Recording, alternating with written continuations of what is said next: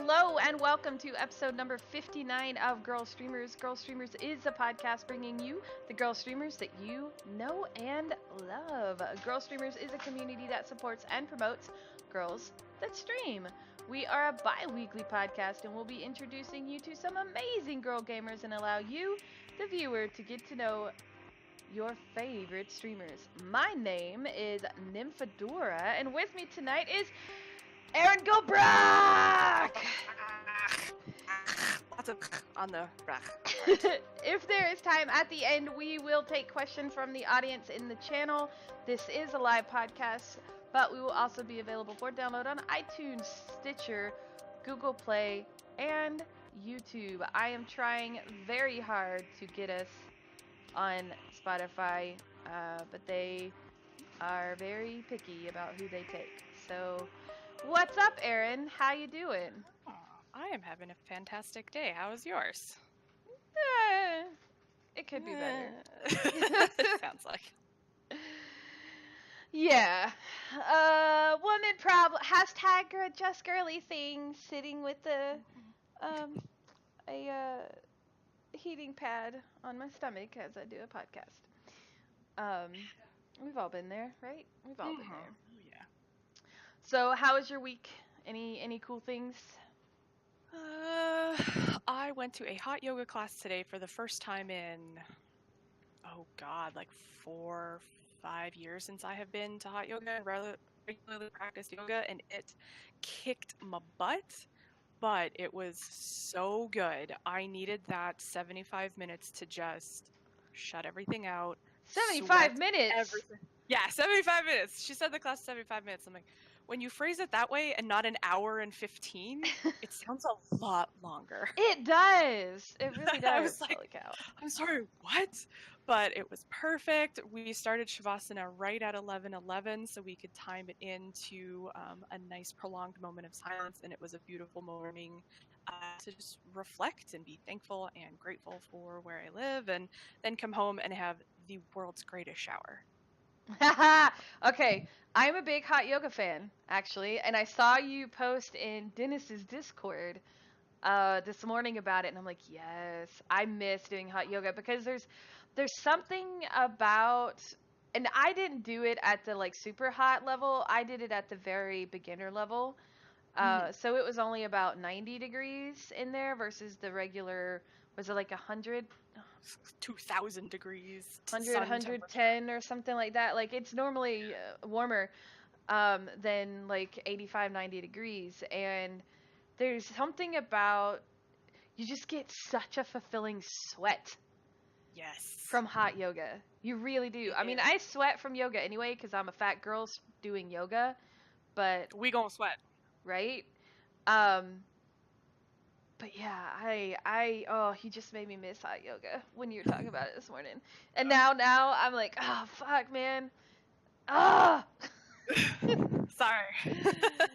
I need some yoga back in my life. It's good, though. So, yeah. Why has it been so long since you've had yoga?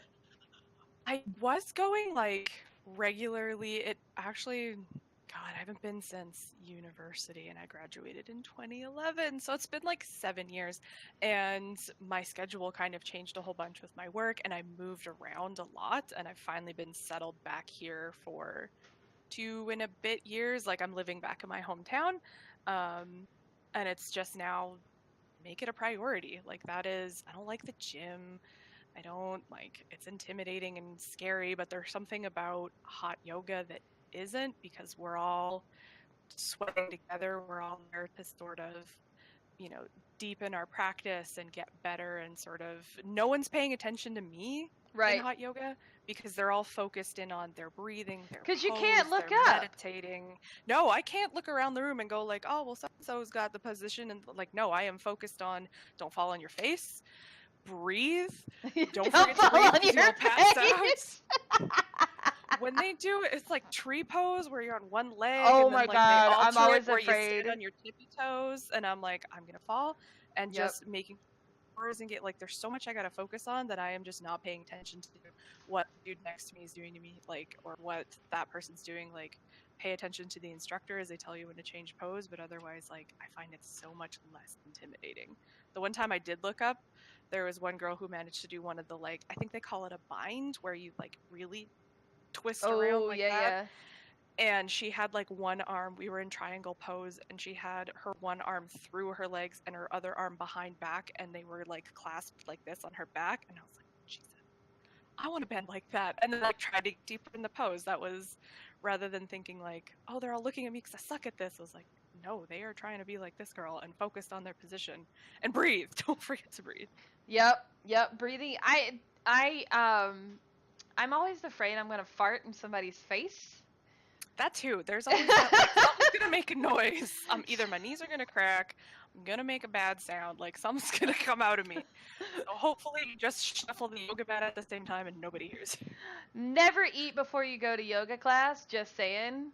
Oh, I God. mean, Especially hot yoga, you will puke. yeah. Luckily, I have never had that issue and I've never witnessed that issue, but I don't want to test the waters on that.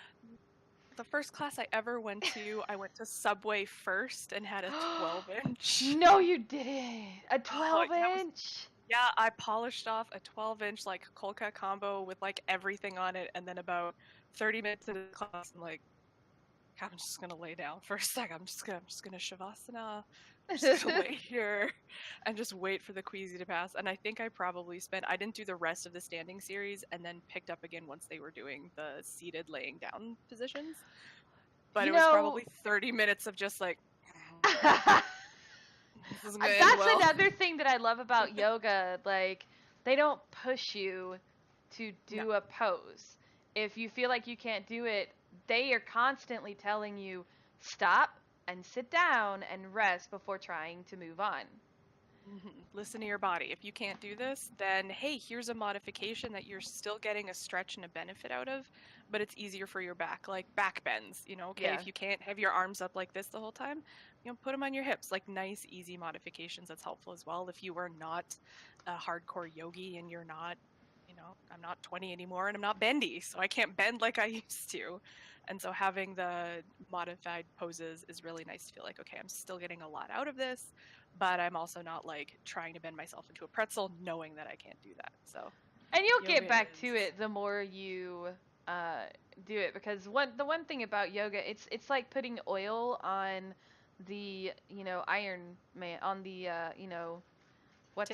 Tin Man. Thank you. It's like putting oil on the Tin Man. Like, the yoga is your oil, and you get more flexible. So how did you come up with your screen name?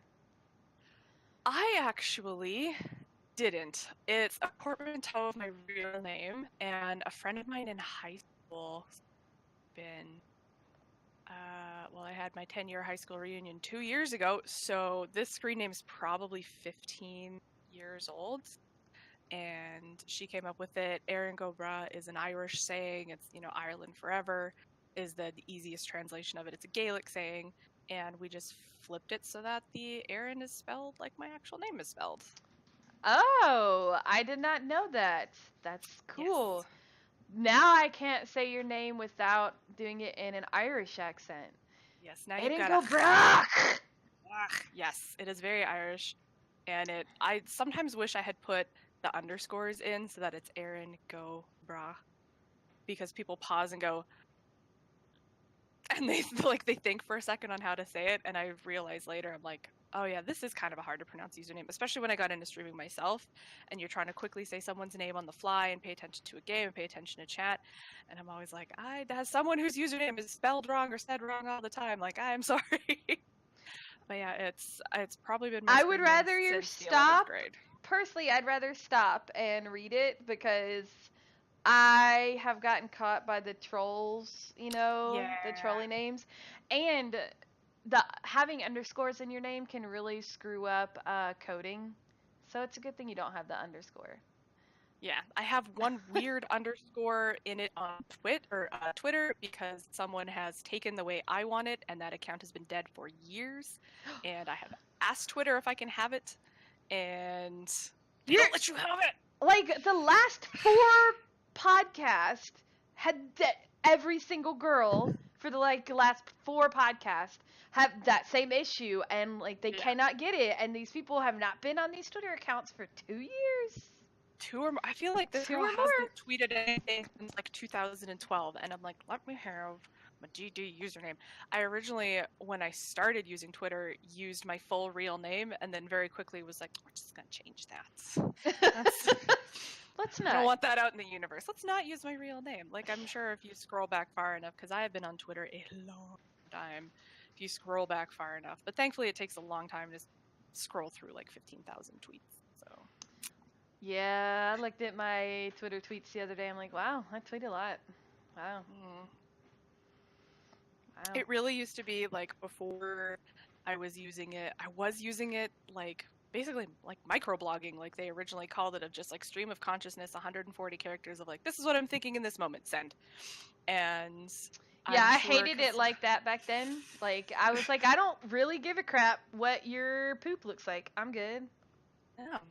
I mean, if it's really impressive, show me. But otherwise, if it's just like bog standard poop, I don't want to see it. But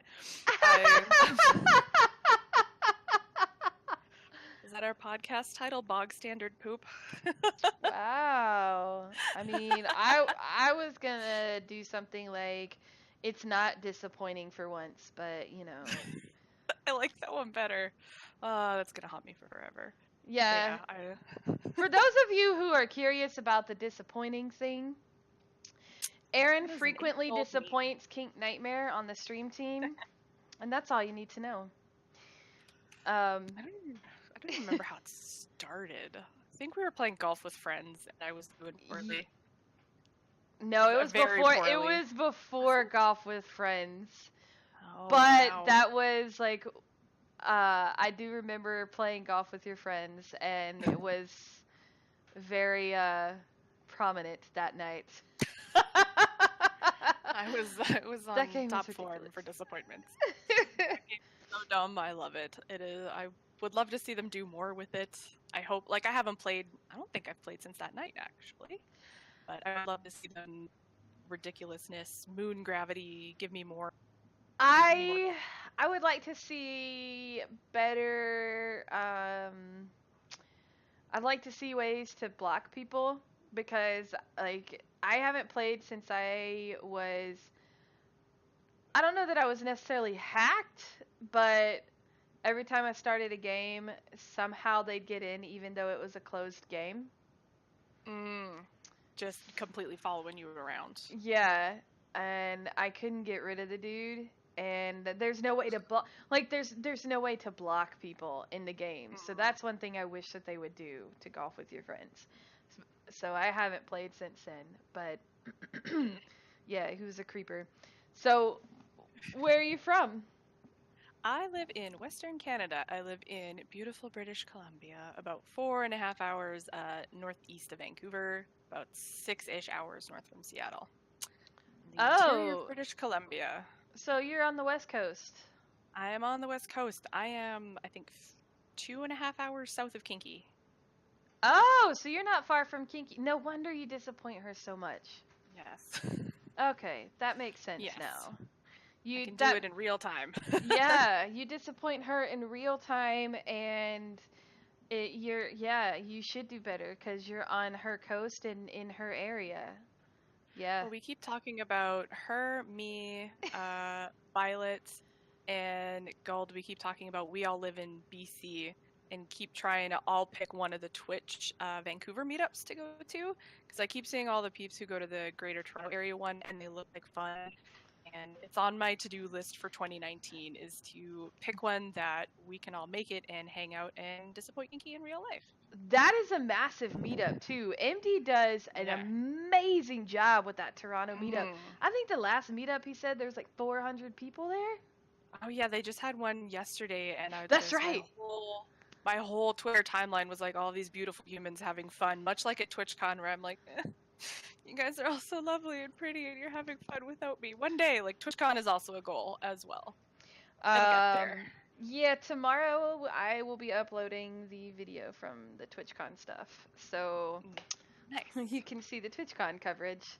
Although it's not that great because my equipment decided to go, no, I don't want to work for you. So I had to do everything on my phone, and being on shoddy internet, it was really hard to get it to download to drop. Oh, it was just a nightmare. So that's why it's been delayed. Anyway, we're not here to talk about me. We're here to talk about you.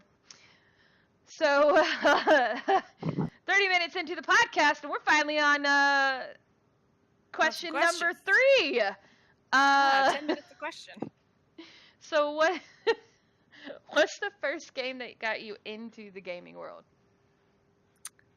I think the one that I really remember, we didn't have a system until my parents had a Commodore 64 when I was a child, and then we didn't get a system of our own until the N64 came out. Hubby started on a Commodore 64. That's how old he is. Nice. Good choice, hubby. I remember my parents plunking in the ones and the zeros. Yeah, I mean, I don't think I'm that old, but I remember this. But the first game that and it is still my favorite game to this day, that I played so many times. We rented it from Blockbuster, which is a very old-fashioned sentence. My parents just came in and bought it for me. Was Banjo-Kazooie. I played Super Mario Kart, I played Super Mario World on the SNES, but I didn't own it, so they weren't my games. That was my first start to finish 100%ed it type game. I've never finished it. It is. I love it because of the humor. I love the cheeky British humor that's in it, and some of the slang that I get because my family's English, that maybe some other people who don't know some of that slang kind of goes over their heads. It's still funny, but I get that extra little meaning about some of the slang, and everything's got googly eyes and it's ridiculous, and Tui is just as good if not better, and then Nuts and Bolts came out and we pretend that didn't happen. But I think that's the at least once a year I try and finish. I wanted to speedrun it because I love it and I know everything about it, but then I'm I also don't want to eventually hate that game, because any game I've tried to speedrun, I've been no, after a point I just get sick of it. So it's just my go-to. I think I own 3 cartridges of it because my first one ever died because I played it so much. I love Banjo. Banjo-Kazooie is such a good game, and I hate my brother because he has his little. He was freaking showing me yesterday his setup, right? You know, he's got the Atari from our grandma's house, and his N64, and freaking Banjo-Kazooie sitting right there. Let me have it. Damn you, brother. The nice thing is it seems like nowadays I belong to multiple different citywide and then Canada-wide Facebook video game swap groups, and N64s seem to come up on a pretty regular basis. I think relatively cheap too. Are one of the, if not the most popular console that Nintendo's ever had. Yeah, I think it was that, and then sort of the Wii and the Wii U. The Wii did really well. The Wii U did not very well. And then the Switch has sold fantastically. But I think it's has up there done well. Yeah. And I think it's because there were so many good games that came out for the N64, and it was a game changer. I mean, in the short span of video game history, it was literally a game. I mean, those graphics were amazing back then. It was freaking 3D. How cool was that, right? You didn't just have to side scroll anymore. And there were some games like that on the, but not to the extent that the 64 managed to do it. And then from there, everything, completely changed. That was when, in my opinion, that was when Nintendo was at the top of its game. When Nintendo was pushing the new stuff. Whereas now Nintendo, it's still up there, but it's not reinventing. It's not pushing it other, I mean, hell, mobile games are pushing it right now, right? So, I mean, that's kind of the hot spot right now is mobile games, as far as the industry goes. Oh God, you just Cut out. I didn't hear anything you said. No, you're muted. Why are you muted?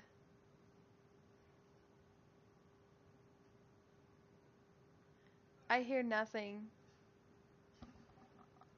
I hear nothing.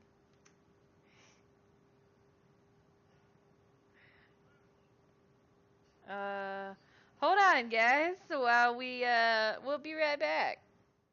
Okay, well, we never disappoint, Kinky. We never disappoint. There's no video for the rest of this podcast, so you guys get to look at our awesome artwork. I do apologize. University couldn't handle. For those of you who are unaware, I am in a motel at the moment doing the podcast, so the internet is not the greatest, so I do apologize for this. So, hashtag blame Aaron. Wow. All right.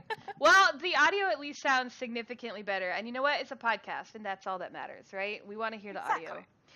So, I concur.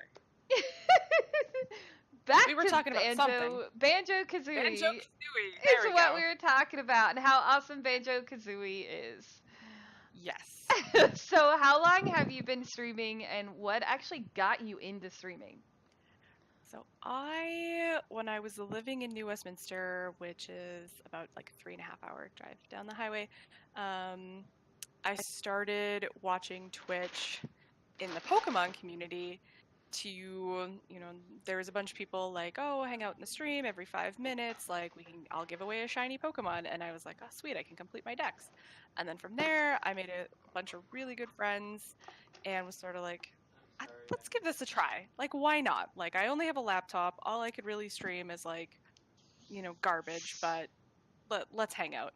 And started doing that kind of consistently, 1 to 2 days. Wait, you started streaming Pokemon Go? Not Pokemon Go, like Pokemon, like the what was out at the time, Omega Ruby and Alpha Sapphire. Oh, okay. How did you stream those? Well, those I didn't stream. I had ways of playing old Pokemon games on my computer, and that is what I started with. Gotcha. And sometimes Minecraft, but and then I got flamed a lot playing Minecraft, so yeah. I was like, okay, no more Minecraft. Minecraft is like where everybody goes to troll, so yeah, I found that out. So I was like, and it wasn't really, that was more of something I was also playing with a couple other friends on servers that they had, and then when I was like, I'll just play this offline. So then I moved out here. I moved back home a few months after that, and another one of the girl streamers, Violet Adia, she was like, oh, I just built this like a computer, I want to try streaming on Twitch, have you ever used Twitch? And I was like, oh yeah, I should kick back up into doing that. And needed a streaming PC, so bit the bullet and spent a lot of money on one. And then that was July 26th. So just over 2 years. Wow, that's awesome. So did you join Girlstreamers right when you started streaming, or was it shortly after? I want to say, how long have I been? Yeah, I know you've been in Girlstreamers for a little bit, but have you been? I don't think you've been here over a year. I haven't been here since the beginning. But you were pretty close. Out of the OGs, I'm like OG 2.0. Like, I wasn't the first batch of girls that was brought on, but probably within I don't think we had as many, nowhere near the members that we do right now. And it's not that many. Oh, it's humongous and it's lovely. And yes, I want to say I got back to it in July. Excuse me, I did not mean to burp. I apologize. That came out. Better out than in, I always say. Yeah, I want to say like maybe October, November of that year in 2016. maybe a little bit later than that. I know I joined up on the stream team in 2017 for sure. Yeah. I Yeah, so think I you're joined coming last. up on roughly, I know you've been streaming on the stream team for about a year, but Yeah, just a year and a bit. we're not at 2,000 members yet. Just FYI, we're not there yet, but we want to be. Mm-hmm. I know a lot of people don't want it to be big, but God, you guys, you're doing awesome work. People want to know you. Yes, and we are supported by many awesome ladies. So it's, one of the best decisions I made was Holly sent me the invitation. She was like, here's the form to fill out if you want to join. They're really friendly so far. And I was like, done and done. So far.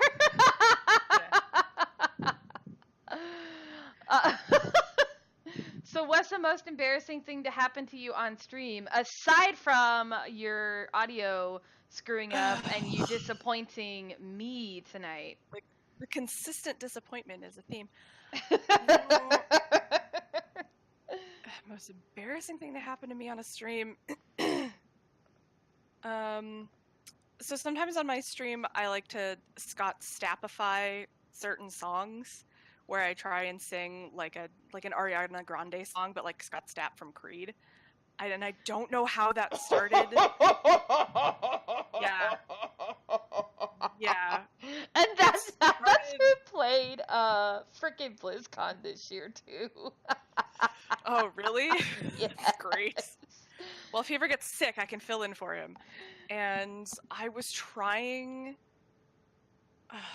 I think I was trying to sing a Tenacious D song, and Jack Black has quite a beautiful vocal range. Oh, yes! I could not hit this note, and the whole chat was just like the what face and Dan's game emote, and was like, Aaron, no, honey. It's funny when this person does it, but he can hit the note. You can't. And I was like, sorry. But I've been kind of thankful to not really have... I mean, other than when I've played scary games, getting terrified to the point of tears. So we don't play Layers of Fear anymore, but I'm slowly progressing through Soma, and although it is terrifying me, it is very enjoyable because the storyline is really cool.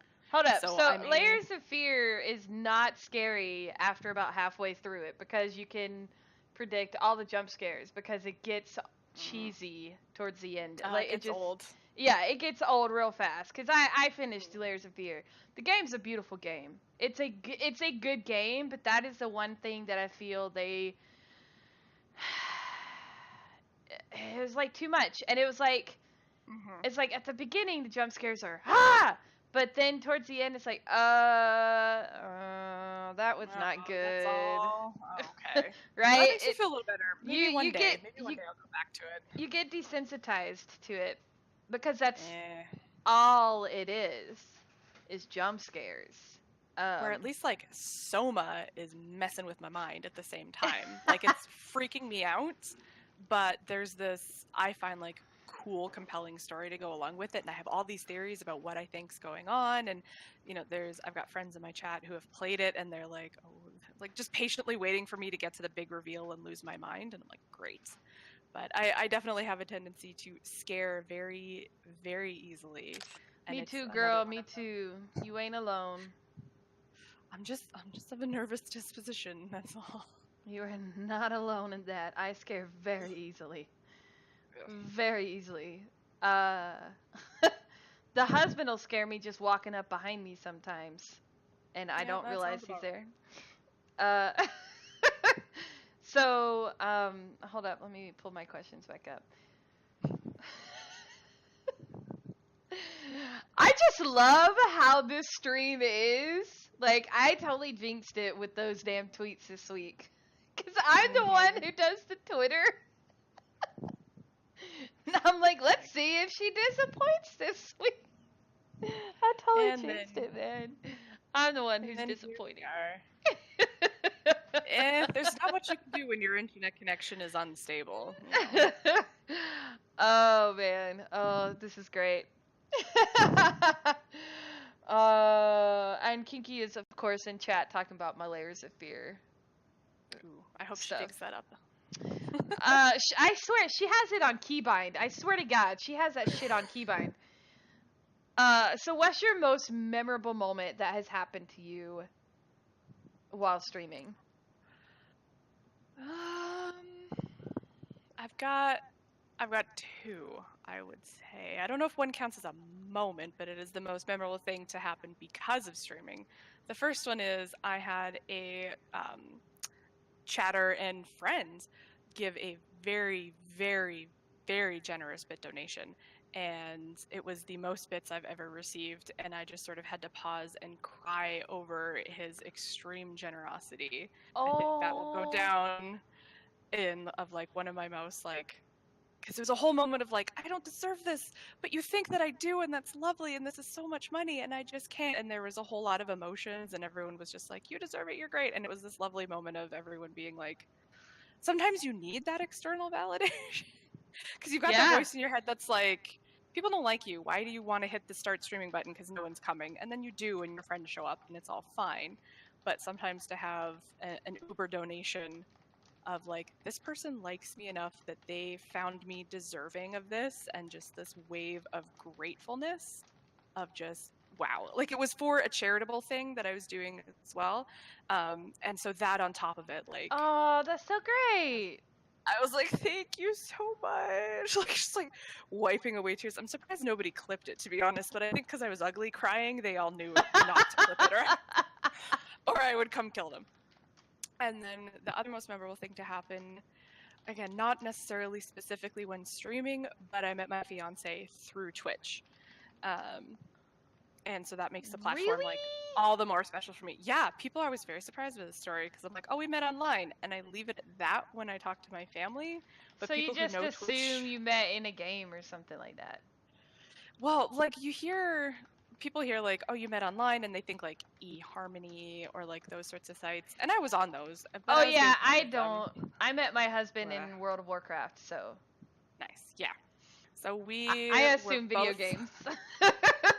No, we were both in another friend's community, and that friend raided me one night while I was streaming, and he followed me, and I read his username, which has changed now, but at the time it was Mr. Stocky Hands, which is not a great username. And Oh my god. he also suffered from the no underscore issue. So I thought it was Mrs. Talky Hands. Like, that's even better. yeah, like a woman that talks with her hands, like me. Like, there's no webcam anymore, but I'm still flailing my hands like people can see me.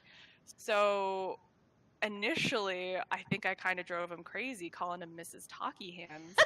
And then which he still doesn't appreciate. And I know he's with his grandparents right now, so he's unfortunately not able to listen, so I can tell that story and he won't get mad.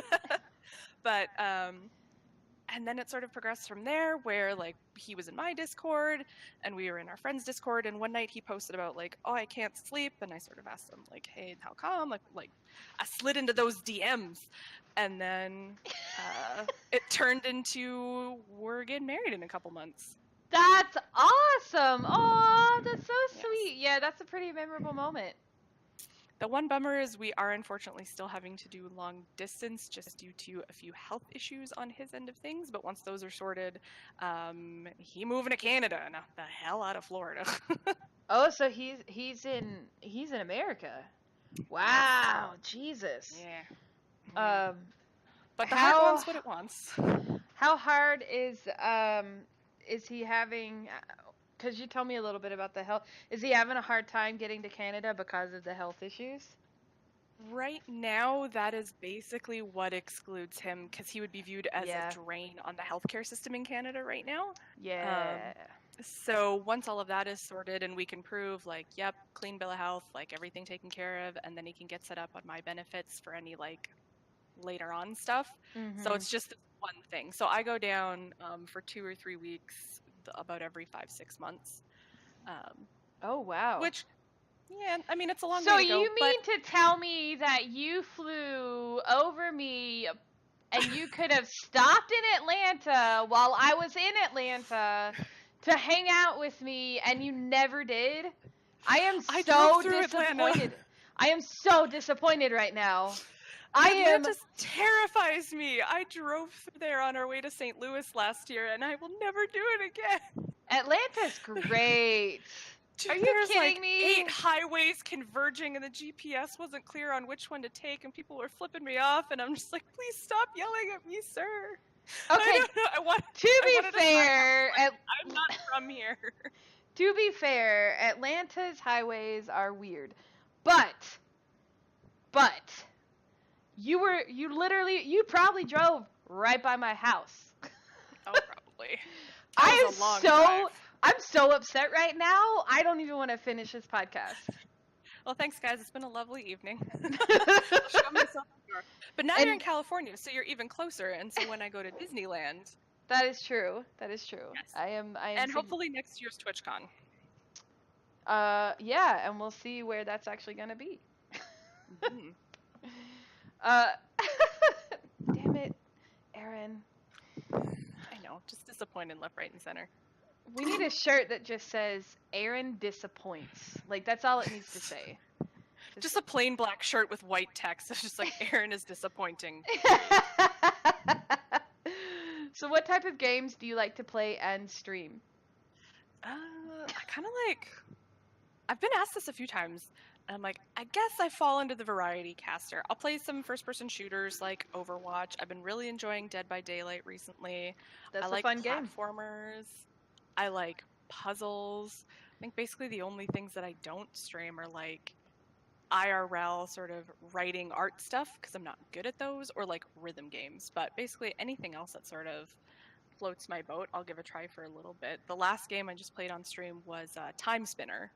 So kind of a Metroidvania platformer with like awesome female protagonists. I can't recommend it enough. It's on Steam. I think it's on the Switch. I think it's on all other platforms, but it's for sure on Steam. So the things like that where I've got to, jump and kill stuff, but also pause and think about how to solve this puzzle.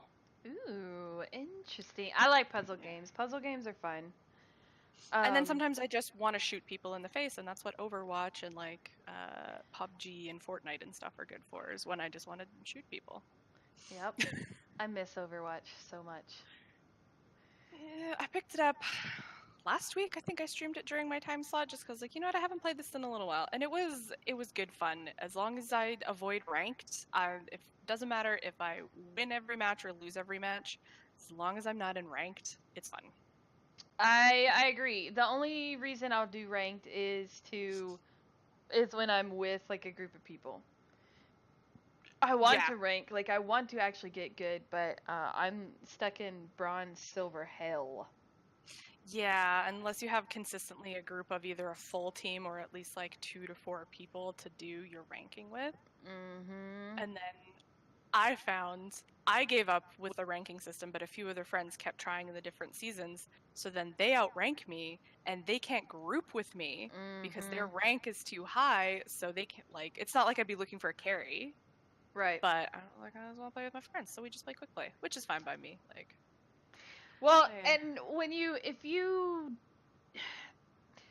that's the only issue with competitive games and doing the whole ranking system. Unless you are a DPS, unless you damage people, you're not gonna go up in the system.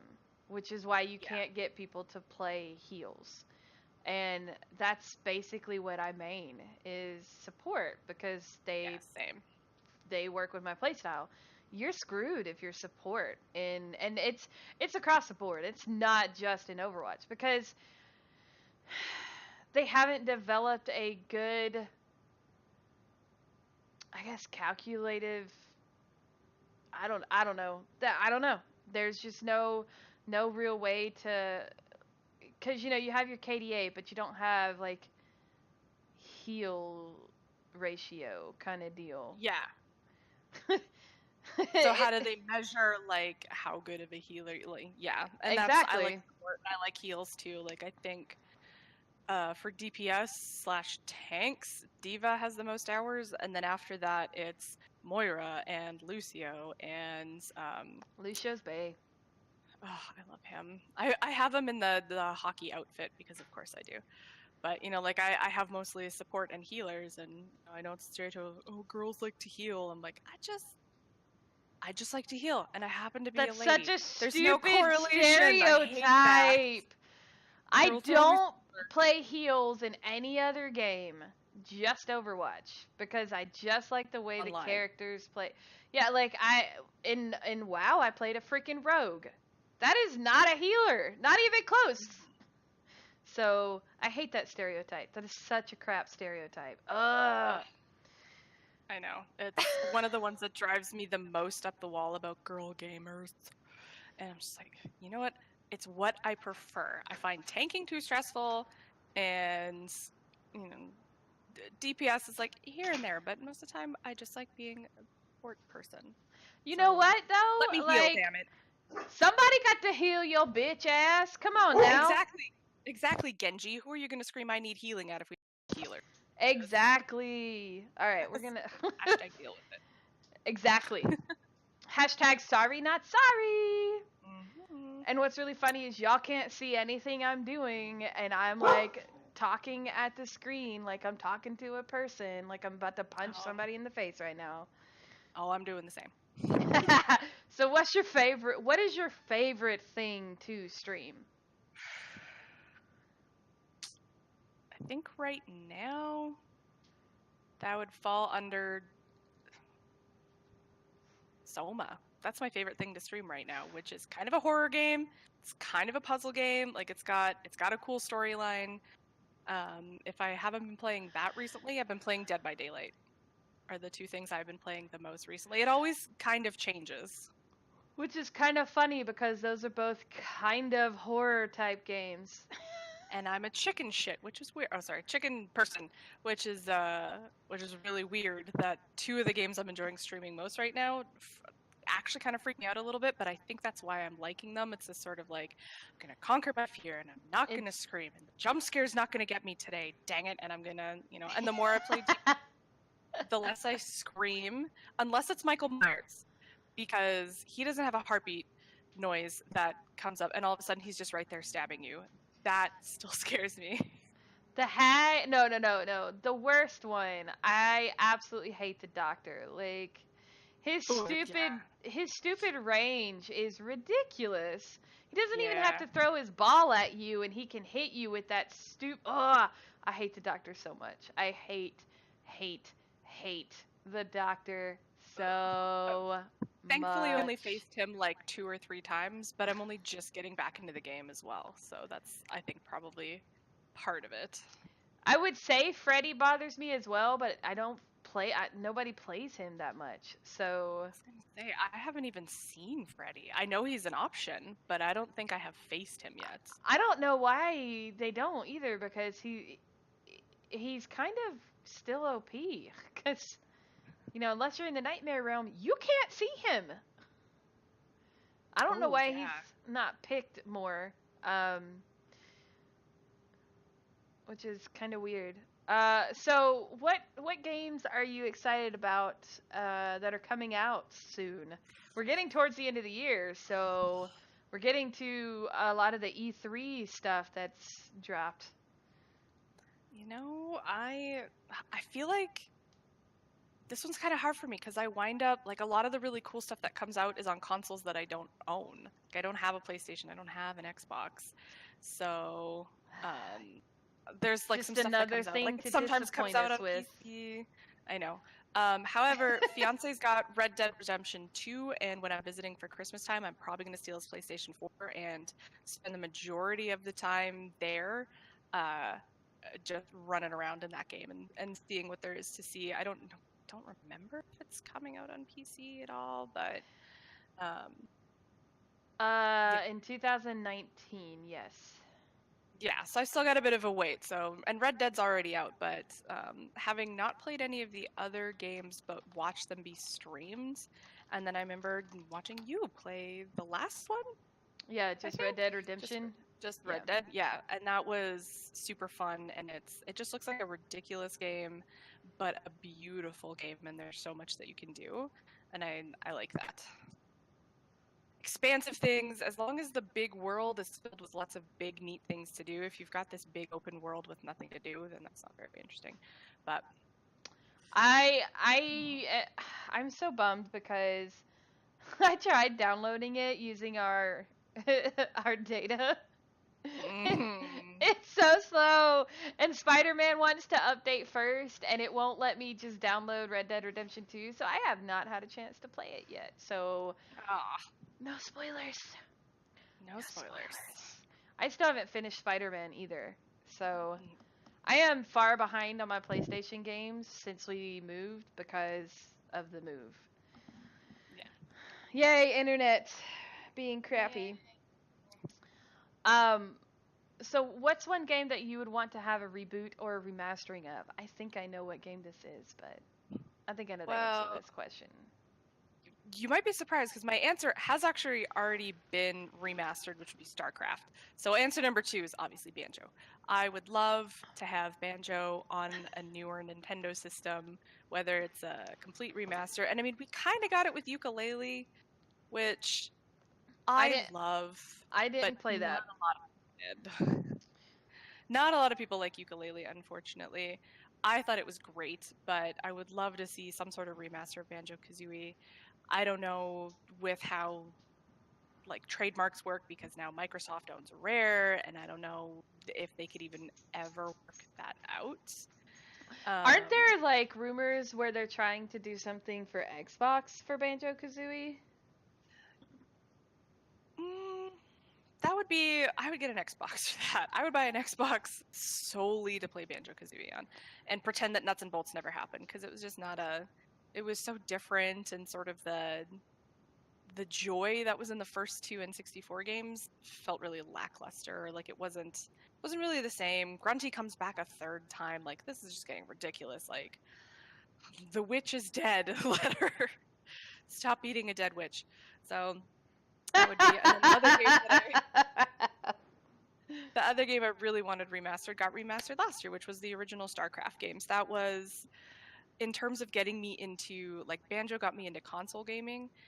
Original StarCraft got me into PC gaming. And it was sort of my first interaction with PvP and esports and everything. And I, to this day, could play the campaign on the original 2 and all the new ones for StarCraft 2, like, over and over and over and over again, and never get sick of it. Nerd. I know, big ass nerd. Didn't they give that for free as well? They released the old one as is for free on like I think you just need to go download it on battle.net. But yeah. The remaster I think had a cost associated with it. Okay. I think I got StarCraft 2 for free, but obviously I didn't download it because it's not my kind of game. I love RTS. Speaking of Blizzard games, what's your opinion of everything that came out of BlizzCon? With the whole Diablo Immortals thing? And the vanilla server stuff, and there's the new Overwatch hero. Well, we won't address the new Overwatch. No. We need more representation, and Blizzard needs to do a better job with that. Yes, end of story. There's really not much else to say for that one. I mean, there is valid concern there, and there's literally no reason why she couldn't have been a black female. There's no reason. It's a futuristic made-up world. There's nothing stopping you from having more representation.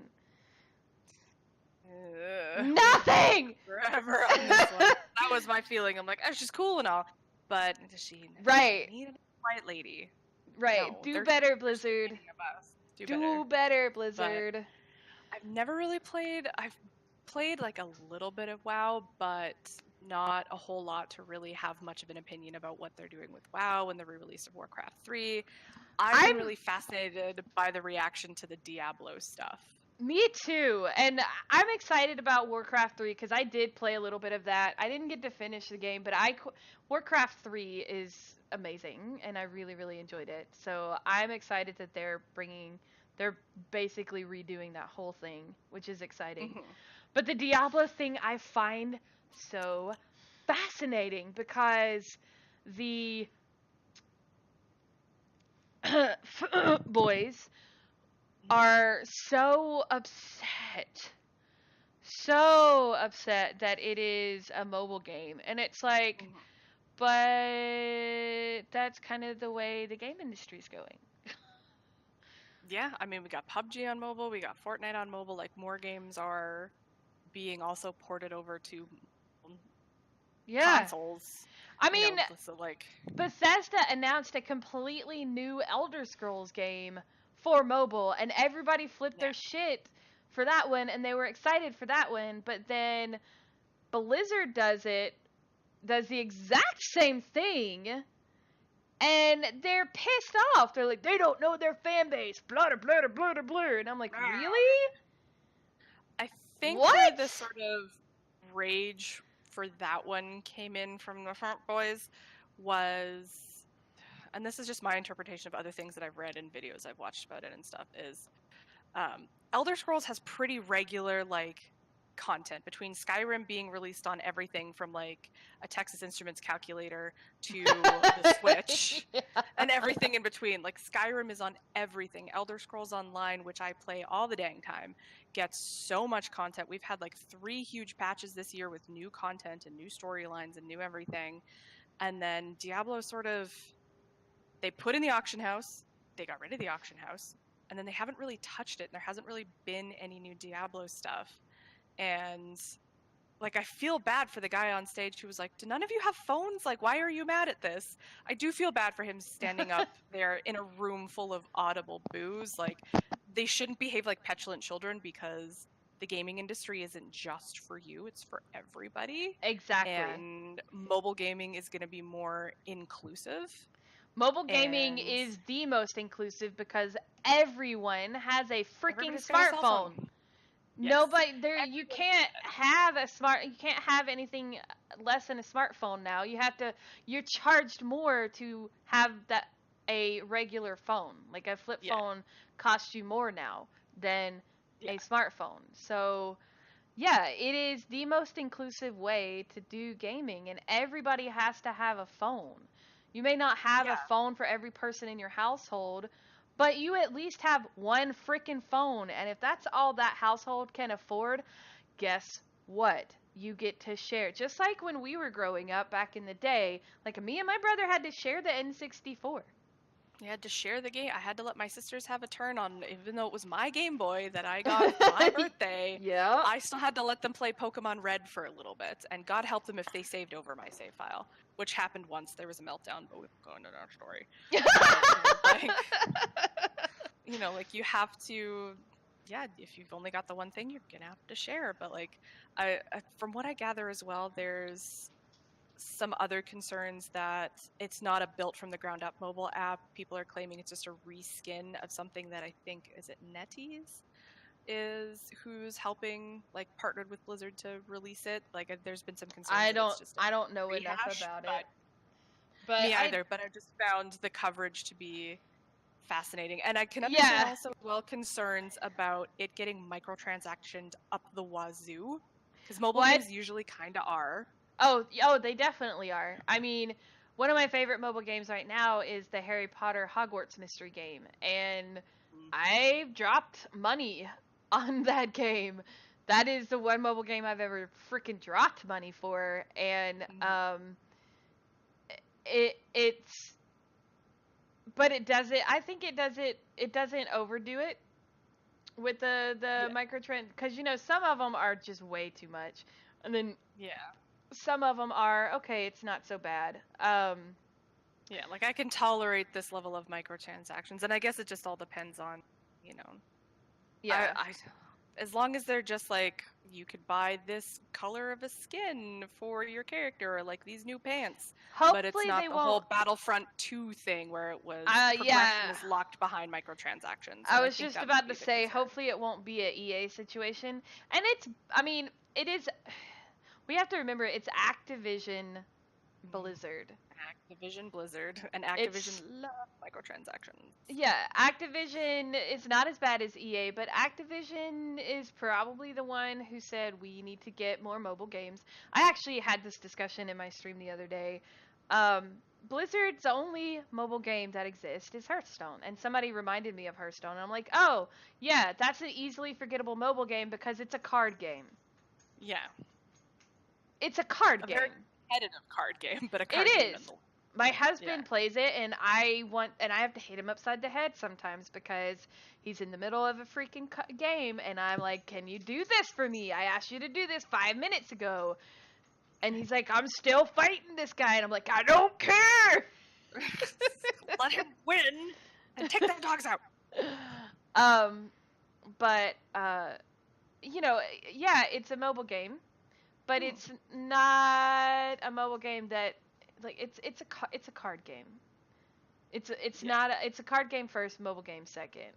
And so the Diablo game is going to be a mobile game first. And only it sounds Right. like if yeah. you've got Diablo 4, they like I think if Diablo 4 or something like that was in the works, in order to appease all the people Oh my that god, had my dog such a just negative scared the reaction. shit out of me. I just almost screamed in your ear. I felt my chair is really close to the bed, and I just felt a nose on the back of my neck. Oh jeez. Sorry, that just scared the I would- crap out of me. Come here. Jumpy ladies. My dog has also scared me once or twice in my life before, where you're just not paying attention and then there's a cold nose. And you're like, hi. And what's funny is we call him the camo dog because when we're like at my parents' house, he at night he blends in because he's that brindle color, so he kind of blends in with the trees. And so when we're calling him, you can't see him when he moves. And then he's Just right stealthy. there, and it's like ah. But back to Diablo. I think the uproar is a little excessive. I think the angry because I think they're getting angry over something they don't know everything about yet. Like why? They might all like it, and this Exactly. this was just a quick peek, sort of like, this is what you're getting. Ta-da! Like, we worked really hard on this, we're really proud. Boo! Like, as we were saying earlier from Princess Bride, boo! Boo! Just angry boos, and I'm like, oh, you poor entitled little children. Like, must be so scary that everything used to be tailored to you, and now not everything is tailored to you, and they're taking that away from you. This is a talk I could talk about for hours and hours and hours. So that's another podcast for another day. I mean, there's a reason why Girlstreamers exist. So Exactly, and I love that we do. So, is there a game that you would like to play again, as if it were the first time? Ooh, well, I'm gonna skip my canned answer and pick something. Banjo-Kazooie, because that would Banjo-Kazooie. I would love to play that game over again, as if it were. It's a good game, man. It is definitely in my top 10. Oh, and it's ridiculous, stupid fun. I could do a whole podcast just on why I love Banjo-Kazooie. I actually did a podcast with a buddy of mine who he turned it into a game show, and it was all about how much I knew about that game, and I aced.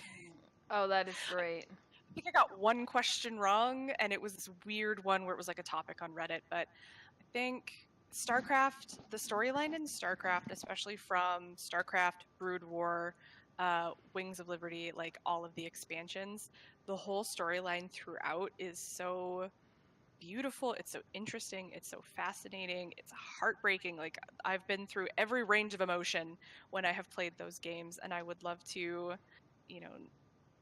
obliviate, if I had my wand, that memory and play through all of them in story chronological order, because they're so good. And every now and then I pull up Battle.net and I'm like, I'm gonna play this, and just get reminded of like, oh, this twist or that turn, and to be able to experience it all over again, I think that would be really cool. Other than that, I would love to just erase Layers of Fear from my mind. Or, honestly, I think as well, one of my most cherished gaming memories is playing Pokemon as a kid, and to be able to experience the series brand new, maybe not necessarily starting with Red and Blue, because Lord, it was a grind back then, but erasing all the old games and starting with the newest releases, Sun and Moon, or Sun and Moon, I think I would have a better appreciation for the newer games if I hadn't played the older games. Because I was one of those, it's coming out, I'm pre-ordering it, I'm getting my code for my cool legendary Pokemon, I'm going to do all of this. And then when Sun and Moon came out, I didn't. And that was the first time in my whole life it's the first time I haven't finished a Pokemon game in the span of a couple days from its release, like the story. And I got out of like the tutorial area in Moon, and I haven't played it since. And see, I really, really, really liked Moon, way better than Omega. I played Omega, and I finished it in like a day. Whereas Moon, it took me a while to finish that one. It took me like more like 2 to 3 days to finish that one. And I've gone back and started like, I'm trying to 100% it now. I really liked Moon a lot, personally. I need to, like, I definitely want to pick them up. I have long flights from where I live all the way down to weeks, so I Yeah. keep bringing my 3DS with the plan in mind of, hey, you've got like a 4-hour flight from Toronto to Fort Myers, so you might as well play some Pokemon. And when I was coming back this summer, the last time I was there, I fell asleep with the game open, so I need to drink a Red Bull or something to like stay awake and finish it. Like, I don't know. They're different from how they were when I was a kid, and that's not a bad thing. I think just my, 20 years of playing Pokemon, or more, 25, I can't remember, 1999? See, I went a huge break between like Yellow and the newer stuff. So I actually didn't play what is Black and White and X and Y and all of that stuff. I didn't play those. Yeah, there's Black and White 2, X and Y, and then we got Mega Ruby and Alpha Sapphire, which are remasters, remakes of Ruby and Sapphire, which were games like 10 years prior. Like, I think I just kind of got like Pokemon'd out, which I never thought I would, but I love Pokemon Go. Yesterday was community day. My best friend and I and her 2-year-old, we went to a local park, and her daughter ran around and made friends, and we caught Pokemon and hung out with other nerd moms. It was great. I really like Pokemon Go. I've gotten back into Pokemon Go, and I'm really digging it. Since the update, since it first came out, I really, really like the new updates. So, just to move on, because we are getting farther into the podcast, and you have to stream after this. We can eat into my streaming time. I don't care too much. So, is there any trend that you would like to see change in the gaming industry? Definitely more positive female representation. That's why I like Time Spinner so much, is there's intergalactic space lesbians in it, and it's awesome. Nice. I think that's why I like ESO a lot too, is there are not only same-sex couples, but there are like Dunmer and Khajiit couples. Like, it's a fantasy game, so you can love who you ever want to love, and I would love to see more representation in that way. I'm getting a little over Battle Royale. Like, I was pretty consistently buying the Battle Pass in Fortnite, and playing that multiple They days haven't a been week. that impressive lately. I'm not gonna lie. Yeah, I didn't buy the last one, and I was like, why? Why did I buy this? I bought season 4 because that one was super fun. The superhero one. Oh yeah, that was a good one. The one after that, season 5, I bought, and I was like, okay. I didn't get to finish it. I got the Viking stuff, which is what I wanted anyway, and then after that, I haven't even been able to play, and the battle passes that I've seen haven't made me want to come back and play yet. So yeah, I'm just sort of like, and I always kind of enjoyed more. I'm not pro star at FPS. I'm not good at sniping or any of those things, and with the jumping and some of the other mechanics in Fortnite, I'm just really not all that good at it. But You're not alone.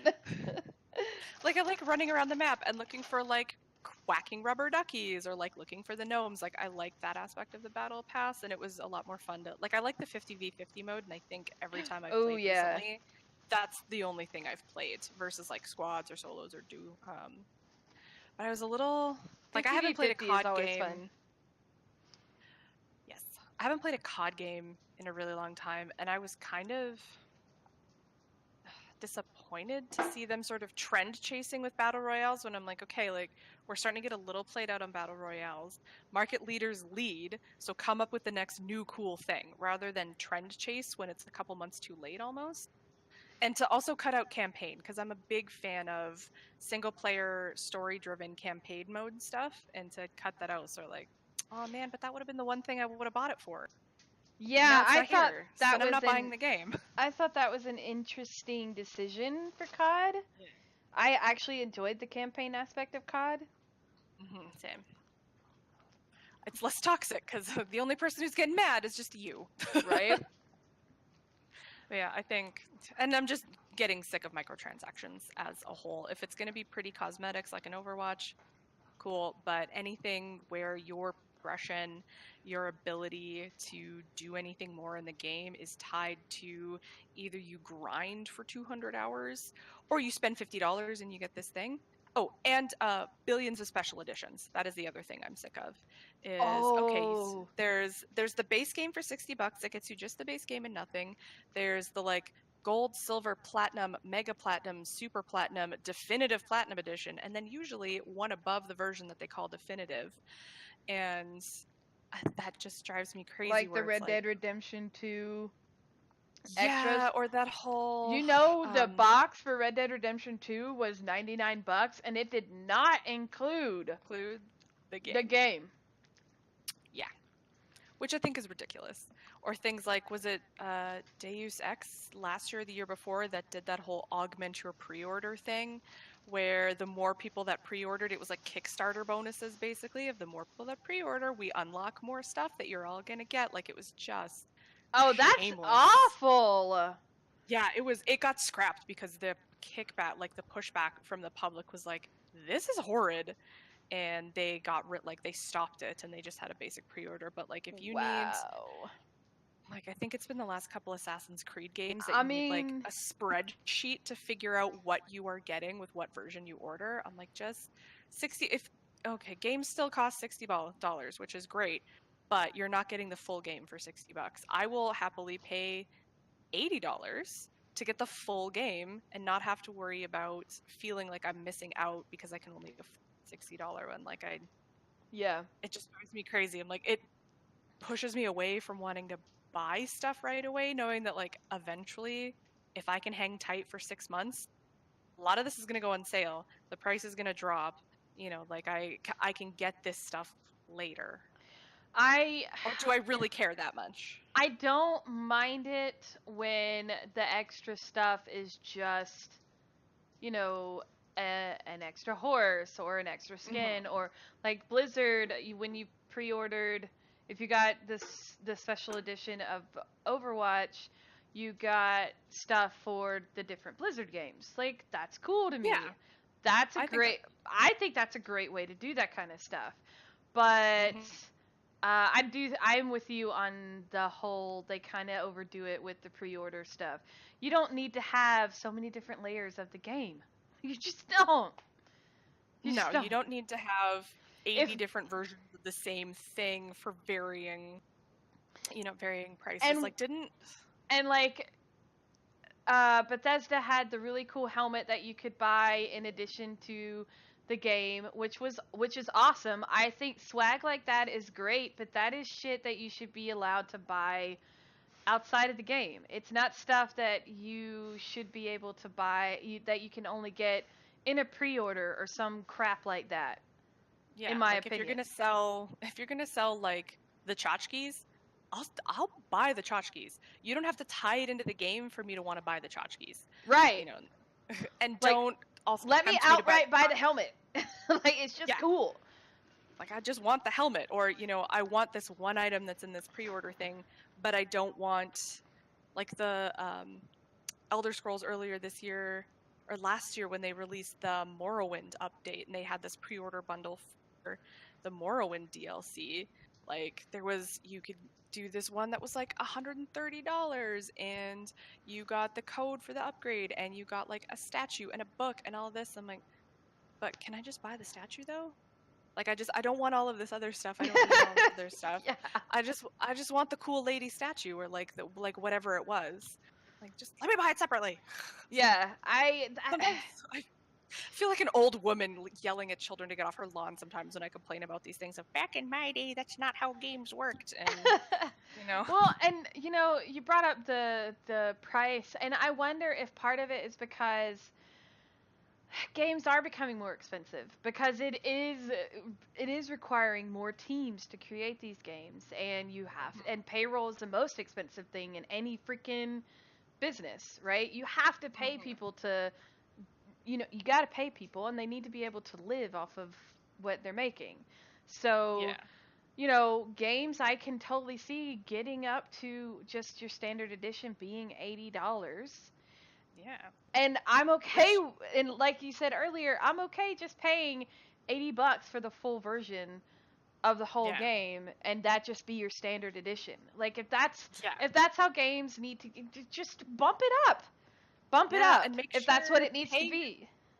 And then pay your QA testers and pay your pay the development team and pay the people, and don't make them have crunch time of 100-hour work weeks. Like it's just, and that was one of my concerns about Red Dead Redemption, was hearing some of the crunch time, and maybe some of it got completely blown out of proportion. There were a lot of people that came forward and said I never felt pressured, but occasionally I had a 60-hour work week, and sort of like there's been studies that show past 40 hours human beings aren't very reliable.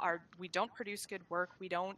Our attention goes down, our drive goes down, because like you need to sleep.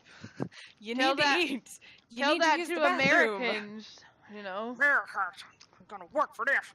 But like I'm gonna work 2 to 3 jobs just so I can. Okay, all right, that's getting into politics. I'm gonna stop now. Let's get off the plinth and talk about something fun.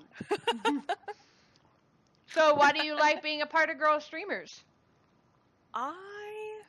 I love it here. I love the fact that this is a inclusive, welcoming, friendly group of ladies, women of all walks of life, all ages, whether, there's some lovely younger girls who are much younger than me. There's ladies that are older than me. We've got moms. We got grandmas.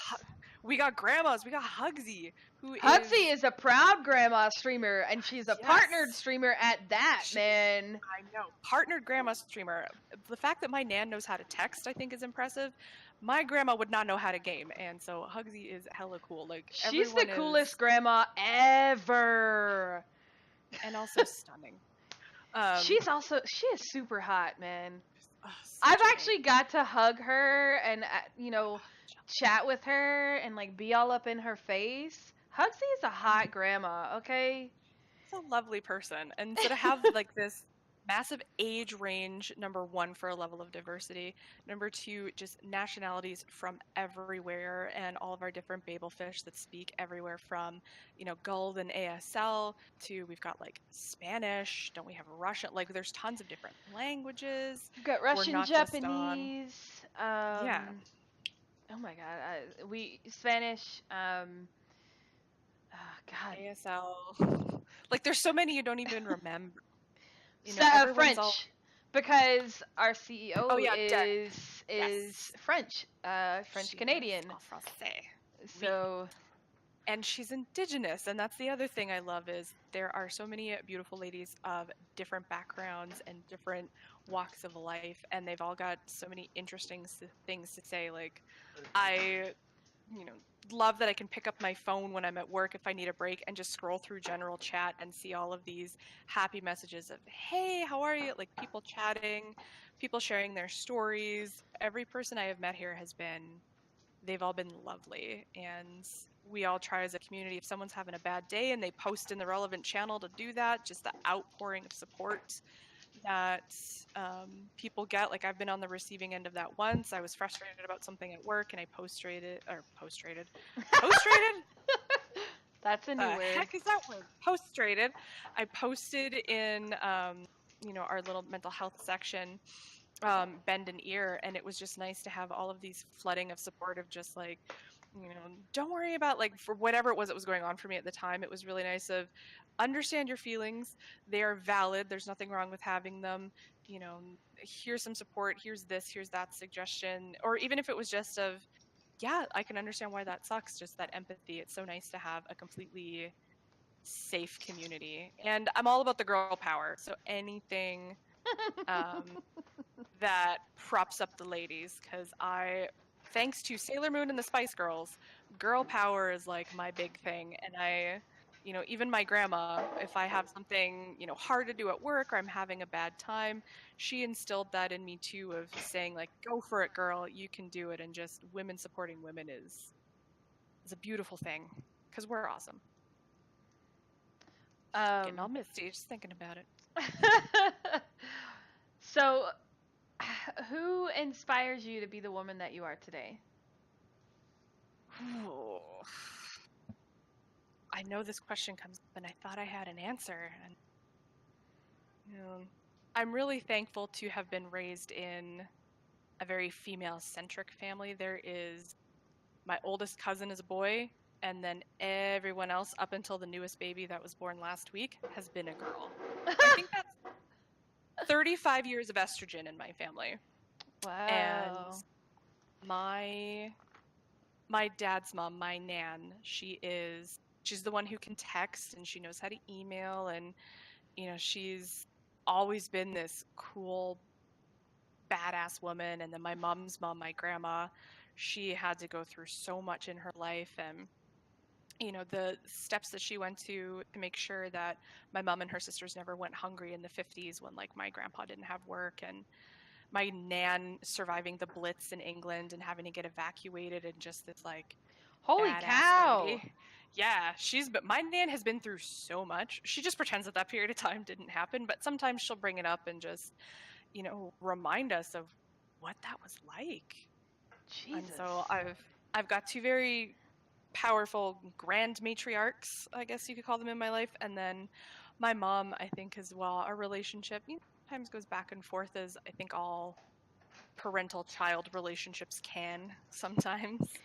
But my mom has always been my biggest fan. She's always been my biggest supporter, whether I wanted to do Highland dance or play the drums or play the saxophone or play soccer or then play rugby or then go back to Highland dance or move away. Like, she's always supported me. And now, well, the moving away one was the hardest one to support, because she was like, my baby's leaving the nest. I'm like, cut the cord, mother. 25. Yeah. I'm 33, and my she's- mom cried on the phone today when I was talking to her because I don't live in Georgia anymore. So.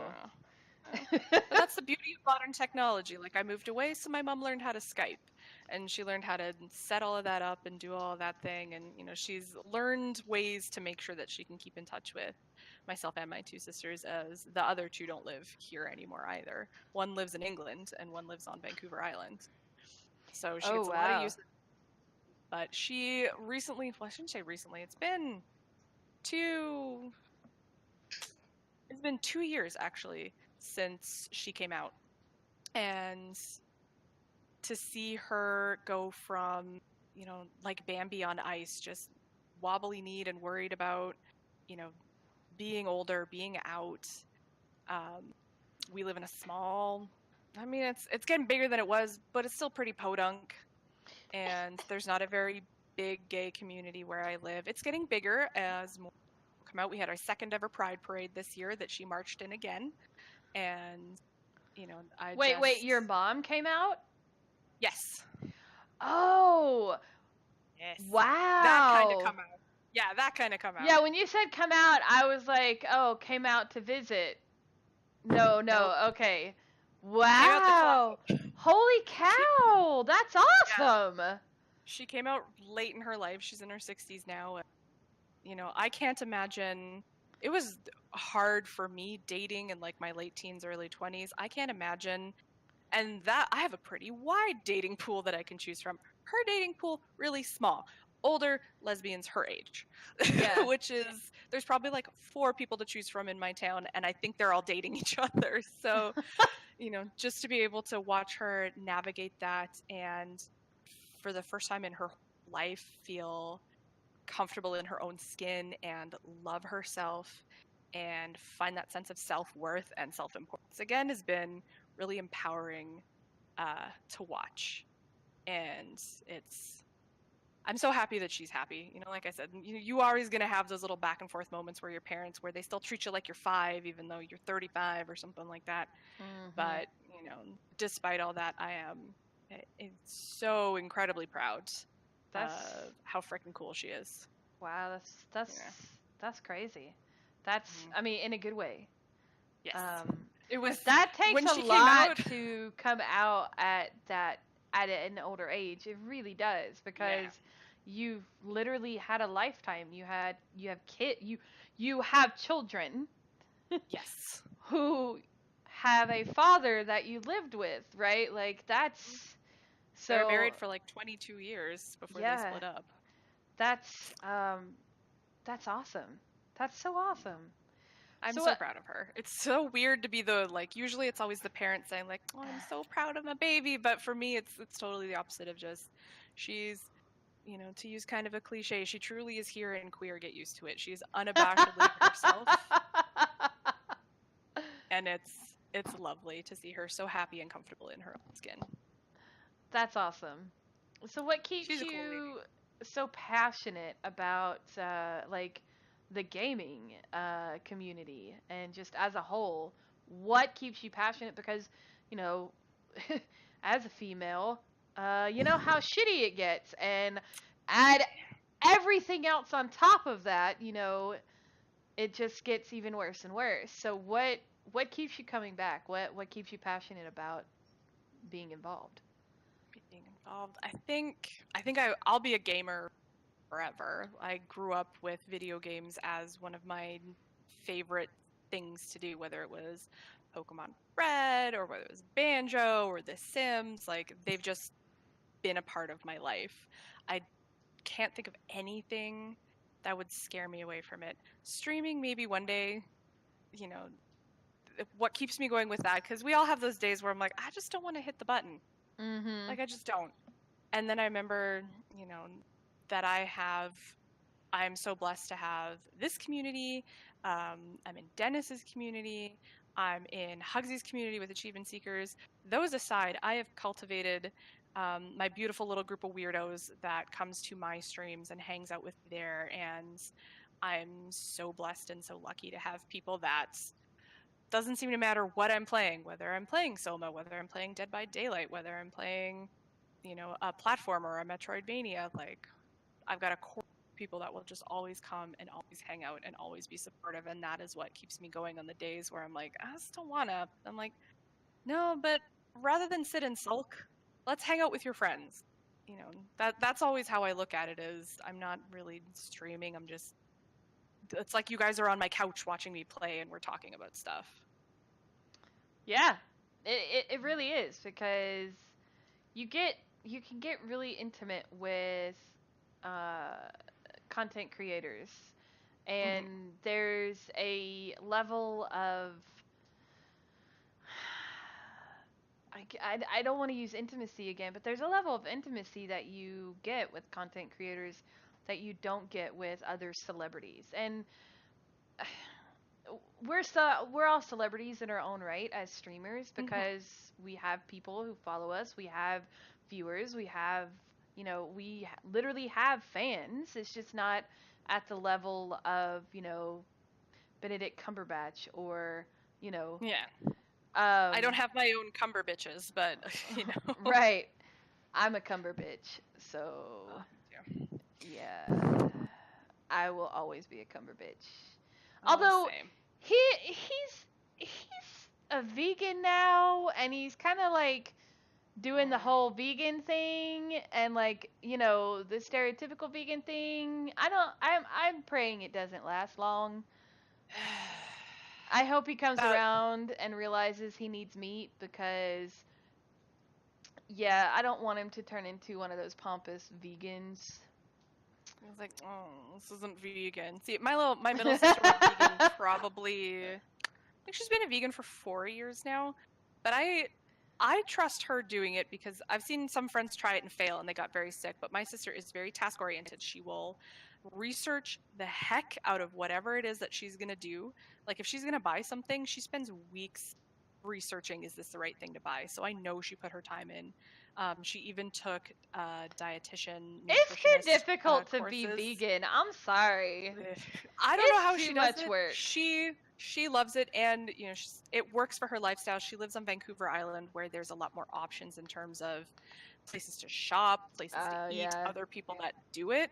What's funny is, so my mom's gay, my middle sister's vegan, my youngest sister is also gay, and my nan, my dad's mom, had a harder time accepting the veganism than she did the lesbians. She was like, "Oh, okay."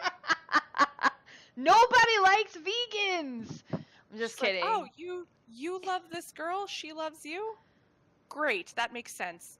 What do you mean you don't have bacon? What do you mean you won't have chicken broth? How come you won't have milk?" Like, she just couldn't wrap her head around, really? Not even cheese? And my sister, no, man, not even cheese. Like, if I want cheese, this is the cheese I have. And like trying to explain it to her. And I just think it's so, like, it just speaks to um, That's funny. how awesome my nan is, that she's like, the gays are fine, but why don't you eat cheese? Like, I mean, I don't understand. I don't understand.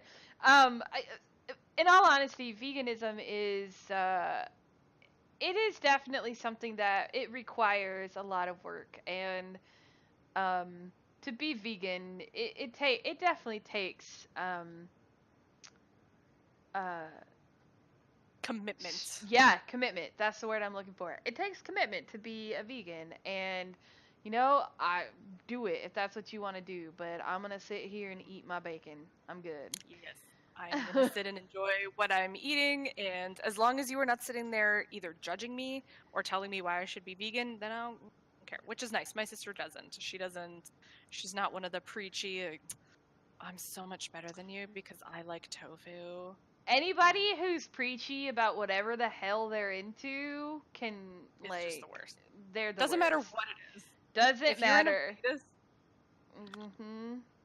if you're an elitist about whatever it is that you enjoy, whether it's Star Wars or certain food or certain video games, like, The you new don't get to be the Star Wars gatekeeper. movies are They're not. so bad. They're not Oh, like they're the terrible. originals. Well, Star Wars boys. It's entertaining and I like them and I don't care. I like how we go from vegans to Star Wars boys. Yep. They're one and the same. No, I'm just kidding. I mean, in terms of naughtiness, there is a direct correlation. So, what is your greatest challenge or obstacle that you have had to overcome in your life?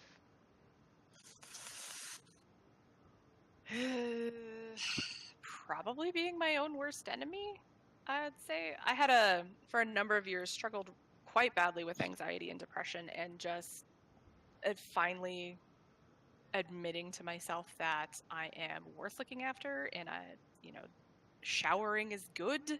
You are worthy of a shower. You are worthy of eating. You are worthy of having friends. Like, you have worked hard in your life for your university degree and your job and your Please place. shower. Please shower. Yeah. But like, when there's days of just like, you don't get out of bed, so you don't eat and you don't shower and you just lay there and you make all of those feelings worse. I don't even really remember. It wasn't this big, like, life-changing epiphany. It was just, okay, today I'm going to get up and I'm going to actually put on pants that aren't pajamas and I'm going to go out of the house for 20 minutes. I don't care what I'm doing, but I'm going to leave. And like, these little things, and reminding myself that little voice that says, like, hey, no one's going to come watch. No one wants to hang out with you. You don't really have any friends. I'm getting much better. Telling that voice to shut the heck up, and that I have good friends because I'm deserving of good friends, and I have a good job because I worked hard for this job and I deserve it, and get up and meet the day. I completely understand that struggle. Yeah. Anxiety and Literally, depression is a biatch. yeah. Literally talking about talking about that particular thing to my husband last night.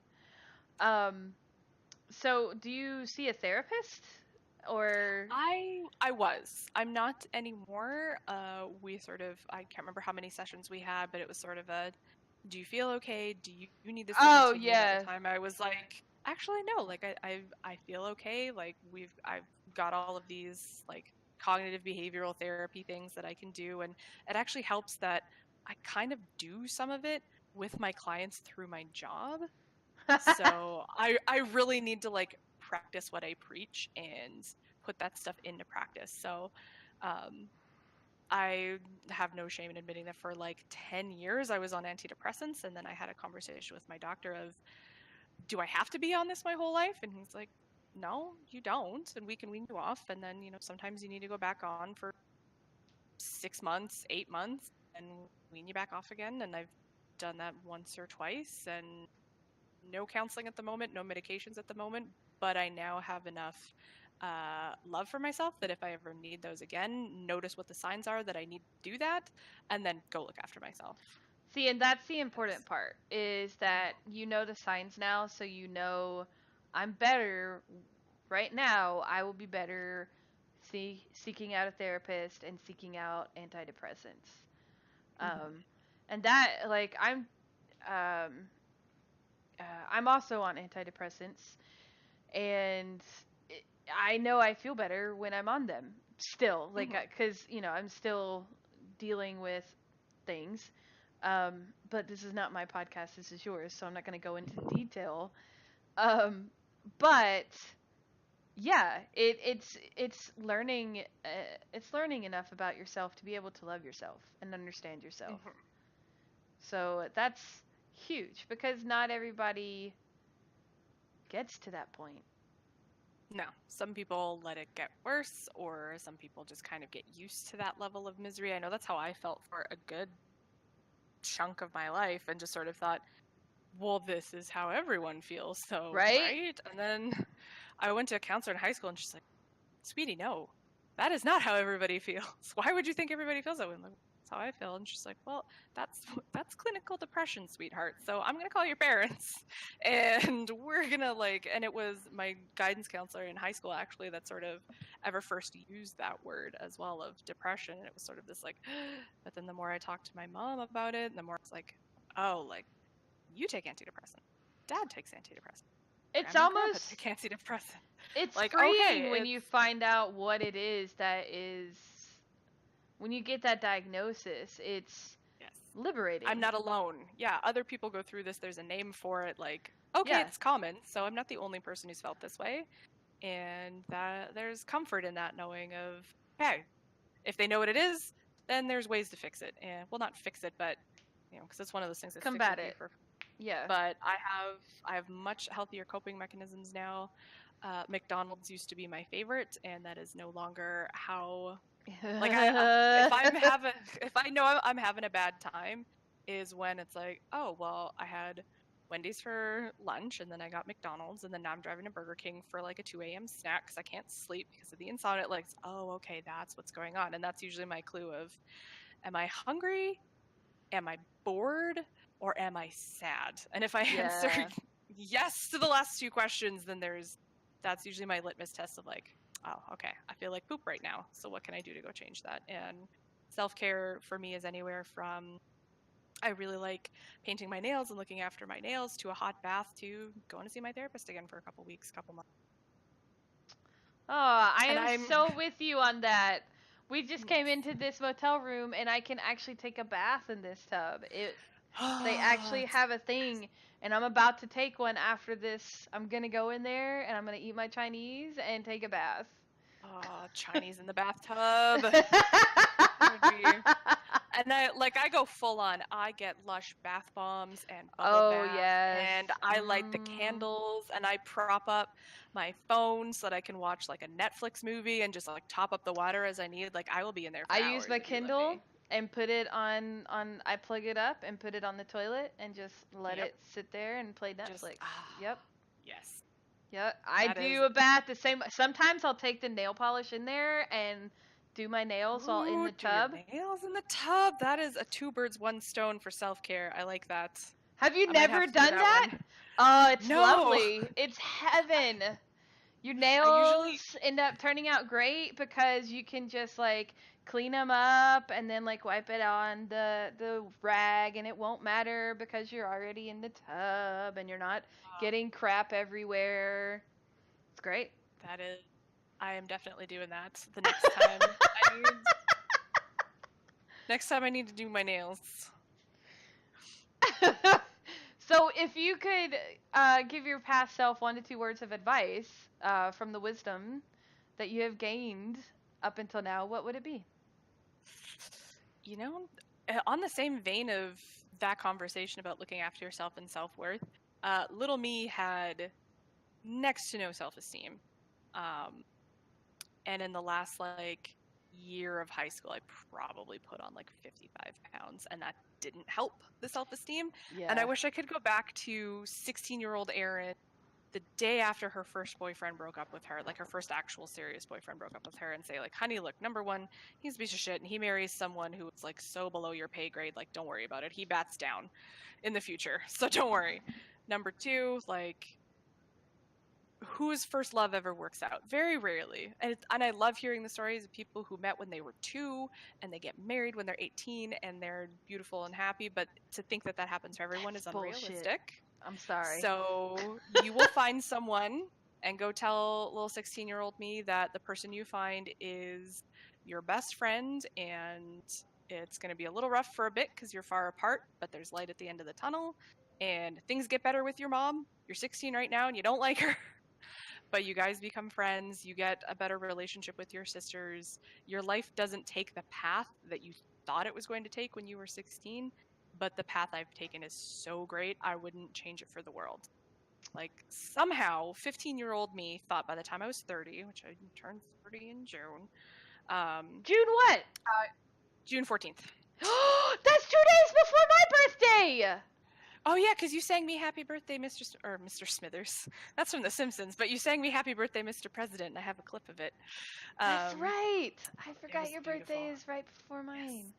June birthdays are the best because every 6 months you get pregnant. Gemini! I figured by the time I turned 30, I would own my home. I would have a university education. Yeah. Oh, it gets better. I was going to be married, and I was going to have 2 to 4 children. I thought that too. When was I going to have the time to do all of that? So I don't own a home, and I'm cool with that. I'm getting married, so we're getting there. I'll have kids one day. I have my university education, which I'm so happy that I got. It was a wonderful experience, and I have a really good job, and I'm happy with my life. Like, it's okay to not have 4 kids right now at 30. I know a couple of friends that do, and their kids are beautiful, and I love to visit. And then I get to leave and go home and play video games. Yep. I am not mature enough yet for children. Hopefully I am one day, but it's okay that your life doesn't take the plan that you thought you were going to have at 13. Exactly. I think at the end of the day would be the advice. If I could hop in the TARDIS, I'd be like, okay, little Erin, you'll be fine. Little Erin. Yes, little Erin, you will be just fine. So what trait of yours are you most proud of? What trait of mine?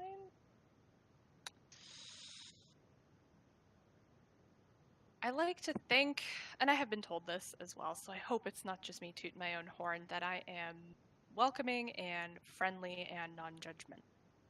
You know, I don't agree with that. I'm sorry. Oh, okay. Oh, I'm disappointed.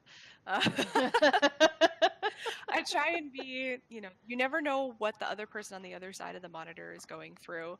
Right. And I try and make sure that when I'm streaming on my stream team slot or on my own page, that and in my Discord, like, everything is positive and friendly. We do have the #RealTalk channel for the issues that can get a little contentious. But even then, when there have been political disagreements or ideological disagreements, everyone is civil and respectful, and it's okay, I don't agree with your opinion, here's mine, and let's agree to disagree. Like,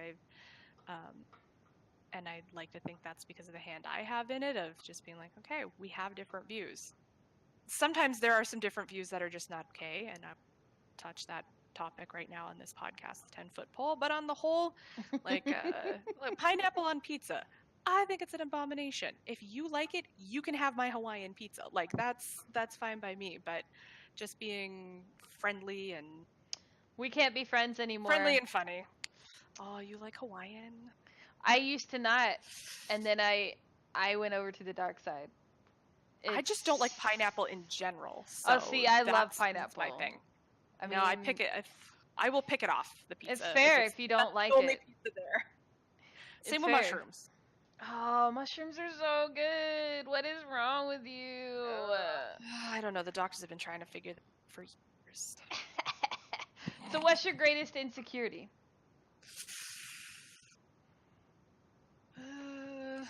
Honestly, right now, probably my weight still. I started doing keto diet in May 1st. Keto And I've lost height. a lot of weight. I'm so glad I started doing this because I tried veganism. I tried Whole30. I tried gluten-free. I tried paleo, and at least like keto has worked the best. I have lost lots of weight, but there's still moments of like, you don't look the way you think you look. Yeah. And you get those Where- cravings. We do keto as well.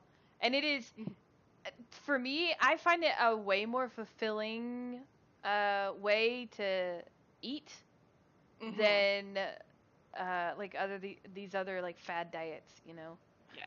I find it somehow less restrictive. Like the list of Yeah. things that you should avoid is really long, but I don't find that I'm missing out. There's so many cool, like as it's becoming a more mainstream dietary choice, there's more products out there. So you don't have to be some sort of like crazy kitchen scientist to figure out something. I can just go to like the health food store, and if I want keto noodles, there's keto noodles. So I can still have spaghetti if I want spaghetti. But spaghetti squash is really good. Yeah, I use spaghetti squash 90% of the time. But I love spaghetti squash.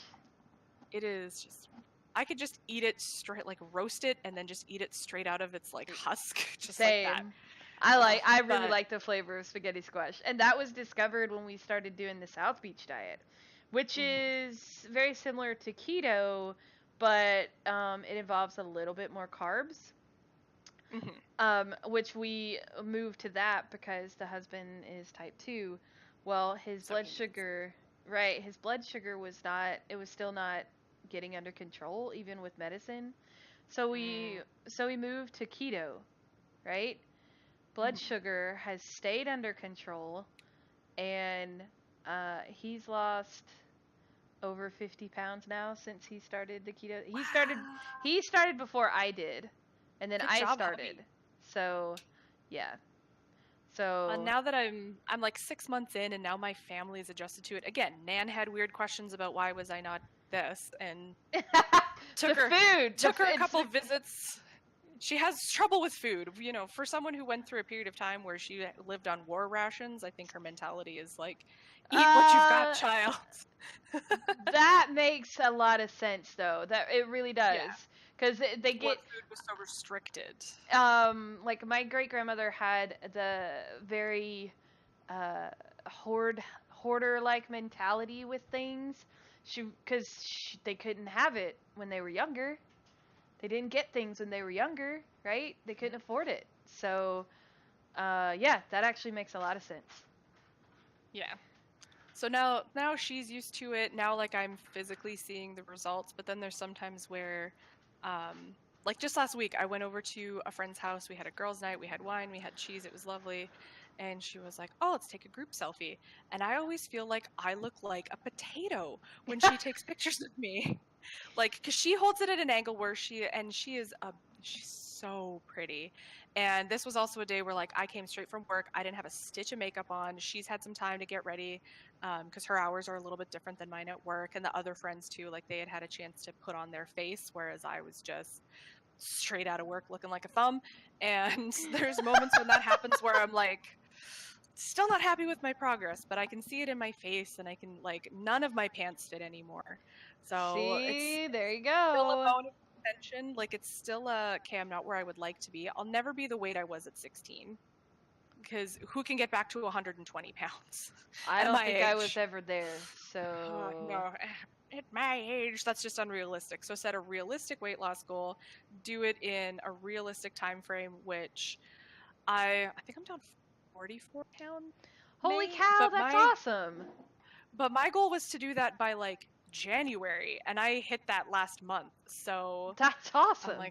I was like, oh shit, this really works. Well, now it's just a matter of toning up and getting certain things, you know, a little bit tighter in certain areas. And that's what the hot yoga was for this morning, was to try and get back into my practice and work on my balance and my core strength, because lordy do I not have any right now. Yeah. Abdominal surgeries have kind of screwed up my abs, and I have yeah, it's bad. I got nothing there. And I the surgeries were years ago, and I just got lazy. um, Yeah. so have you ever been trolled? Ooh. When haven't? Honestly, I think it's something that I think all of us who have come on this podcast have probably been able to say, yeah, totally have. I've had a Um, few say no, they haven't. oh, no, lucky them. And I'm Yeah. lucky in terms of it hasn't been, I've had one or two like come into the chat and be horrible. I've had a couple instances playing Jackbox games, Oh um, God. opening Yeah. up the code to the public and learning the hard way. So now Jackbox is for subs only. And then Oh. so that is on sub game days in, monthly we'll play Jackbox games. Subs get in first. If there's any spaces left, then I'll whisper a regular and the regular can play if they're not a sub. But I don't post the code up anymore because I have had very rude words show up on more than one occasion. And then just plagued with those stupid trolly try and get you to say something dirty usernames. And most of them Ice are like, swallow. Yeah. yeah, ice, wallow, like Yeah. those things. There was one that I posted it on Twitter because it was so good. I would have said it because you have to say it out loud to get it. And I was like, oh, okay, touche, my friend. Like that, you would have got me with that one. I would have been in your YouTube compilation of people saying rude names because it made me laugh, and I felt bad for laughing. But I thankfully haven't had much above and beyond like your kind of bog standard 13-year-old troll of haha, I'm gonna put the N-word in your chat, or ha, I'm gonna call you fat. Nah, like I was like, if you're going to troll me, make it creative. Like play the long game with the troll. Like show up and be that you're gonna show that you're gonna be normal, and then like 15 minutes in, then just drop the N-word and leave or something. Like don't just pop in and be like, ah, bad words. You're just gonna get banned. No, no, do it first thing. That way I don't have to deal with you. I got really good mods that just pop in and are like, nope, bye. Like it's been. I mean, you really like that band hammer. Especially when I'm streaming, because you tend to come in during my streams. It works out for my schedule. I'm like, Nymphy's on. Which Who is I can ban. great. It's so nice because I seem. Oh well, I know why I get why I get trolled all the time. It's my freaking name. Um, but yeah, because they see Nympho and that's all they see. They don't see the rest of the name, so I get super trolled. But I debated on changing that to stop it, but I can't get Nymphadora, and branding and stuff. I just at this point I don't want to go through all of that shit. Yeah, well, and then they win. If you change your name, then the jerks win, and they're not allowed to win. So what advice do you have for new people who are getting into streaming? It is a slow build to where you think you're gonna be. Be prepared for your first however many streaming to nobody. Don't come into someone else's stream and pimp yourself. That is rude. That is disrespectful, and I have no patience for people who come in and are like, hey, I'll follow you if you follow me. No. Hang out. Or they come in, hang out for a little bit, and say, all right, well, I'm going to go stream now. That's also rude. Yeah, sort of like, you can just, I have a lurk command in my bot where you can just do !lurk and disappear off into the shadows and do whatever you need to do. Like, no. Like, don't come in, or, I've had people come in and be like, hey, I've noticed your music choice isn't that good. I'm a DJ. And I'm like, bye. Don't shamelessly self-promote on other people's don't shamelessly self-promote on someone else's Twitter, someone else's Twitch, someone else's Instagram videos of their gameplay. Cultivate your own following. I got really lucky that when I started up streaming, I had made a lot of good friends in a lot of different communities and was surprised at the decent follow base I already had, just like casually mentioning, like, if I wanted to get into this, how would I do it? But it's been yeah, I mean, 2 years, and I'm happy with where my follow count is. And it's, the fact that I have subscribers still blows my mind, but you're not going to get there within 2 days of starting to stream. You may not even get affiliate status in your first year of streaming. So be okay with that. Learn from what you're doing. Watch Stream Theory is another great one to have, when Azili and Carice talk about, I can't remember what the last one was, but I watched a really good one about It was the cam, brand. no cam.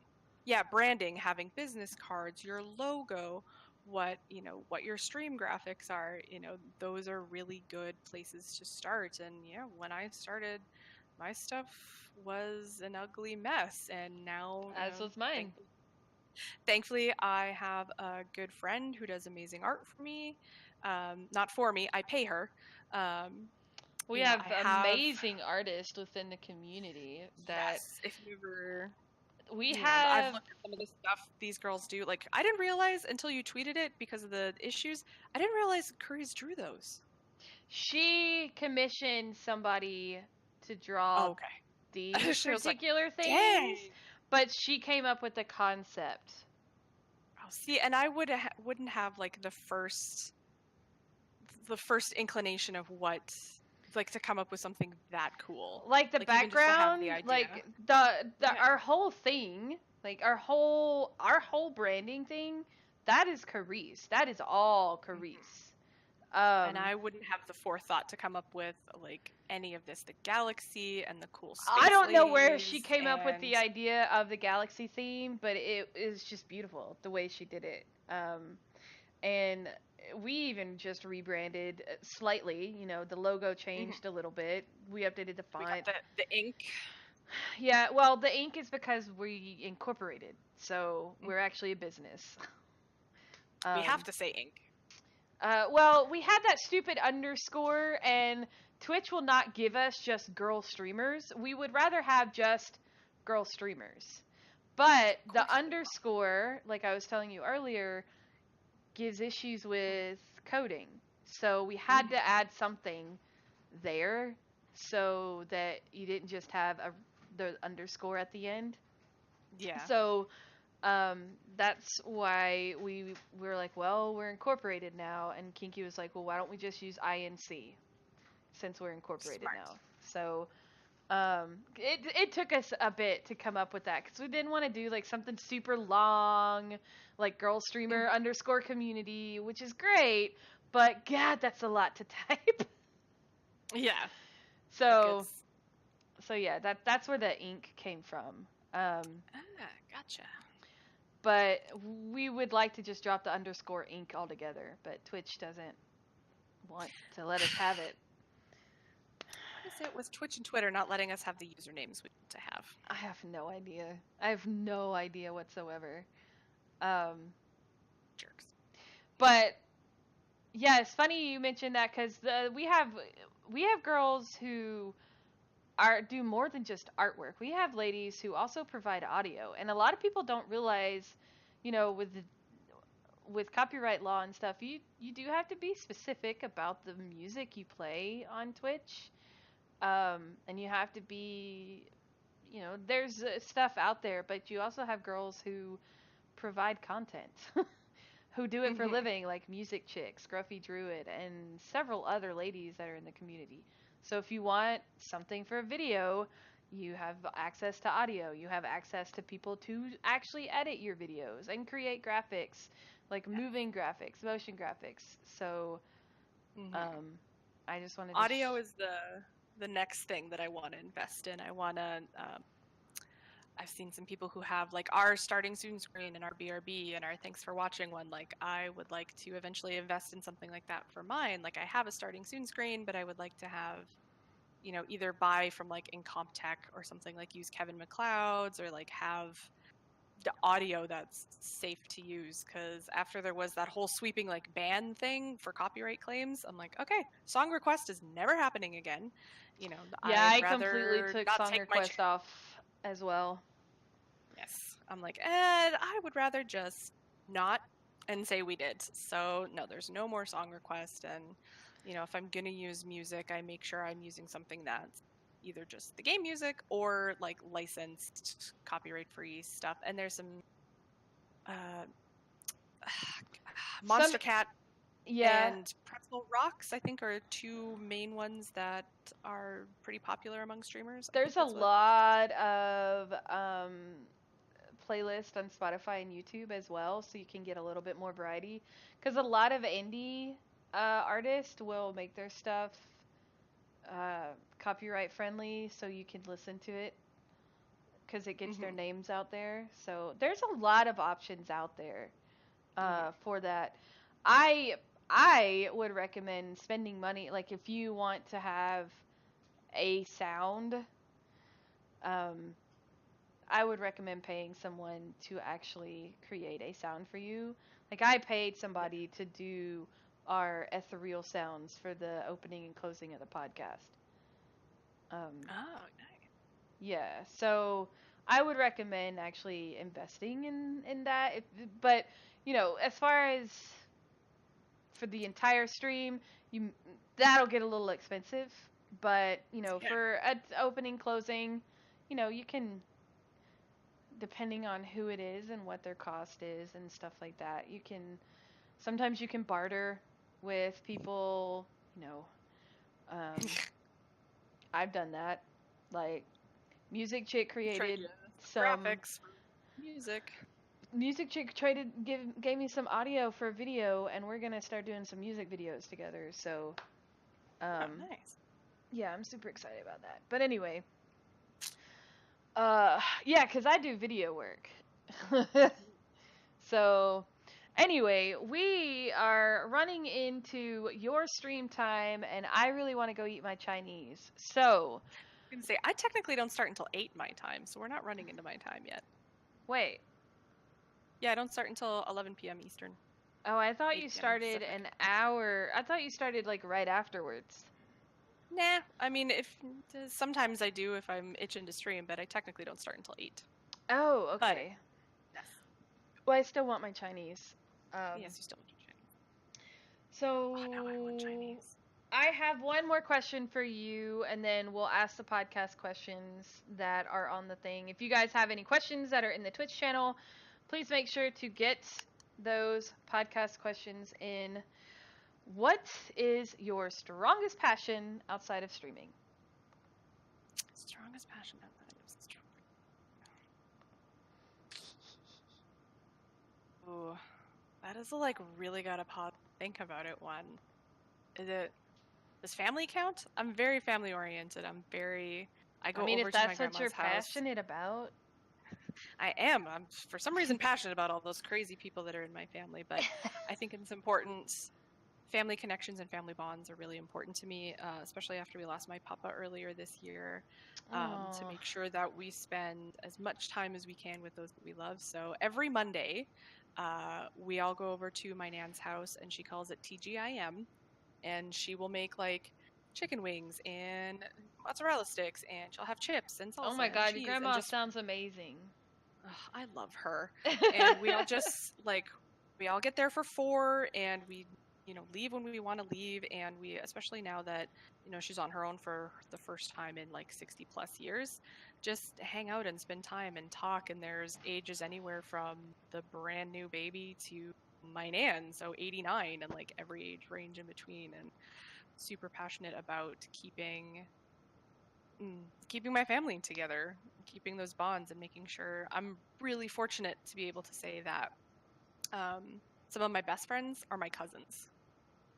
That's awesome. And we're all very close in age, and we all get along. And, there are some times where you get sick of seeing those people, but still go over to Nan's house and you have your glass of wine and you have some cheese, and whether you stay for 20 minutes or you stay for 2 hours, it's great. And it's oh, that's it's been awesome. such a wonderful thing.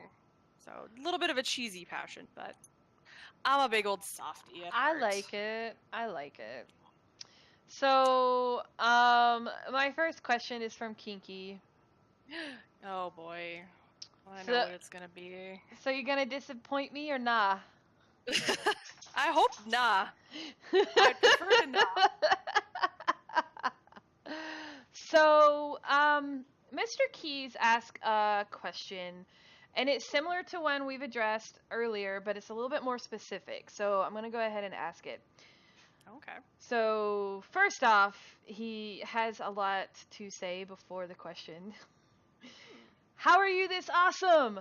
Oh my god! Plus you share my father's birthday! Okay, here's my Yeah. question. What is your personal strength or trait, if you prefer, that has allowed you to overcome your challenges? So we sort of addressed it, but it's a little bit more specific as to what is it that helped you overcome those struggles? Which is a good question. It is. I think at the end of the day, with like whether it was the weight loss stuff or the mental health stuff, the biggest thing that pushed me through to start doing those things was willingness to ask for help. So I guess humility, which is kind of funny because sometimes I make jokes about I am not a humble person at all, but they're jokes for a reason. Like I really am, and having that humility to realize, like, okay, maybe this isn't something I can tackle on my own. You're not humble as fuck. Come I'm on. so humble. Oh my god, being started. Like, just Hashtag humble. having the wherewithal and comfort with myself and my own abilities to go, yeah, okay, this is something I can't do on my own, and that's okay. So who do we go to? Where do we ask?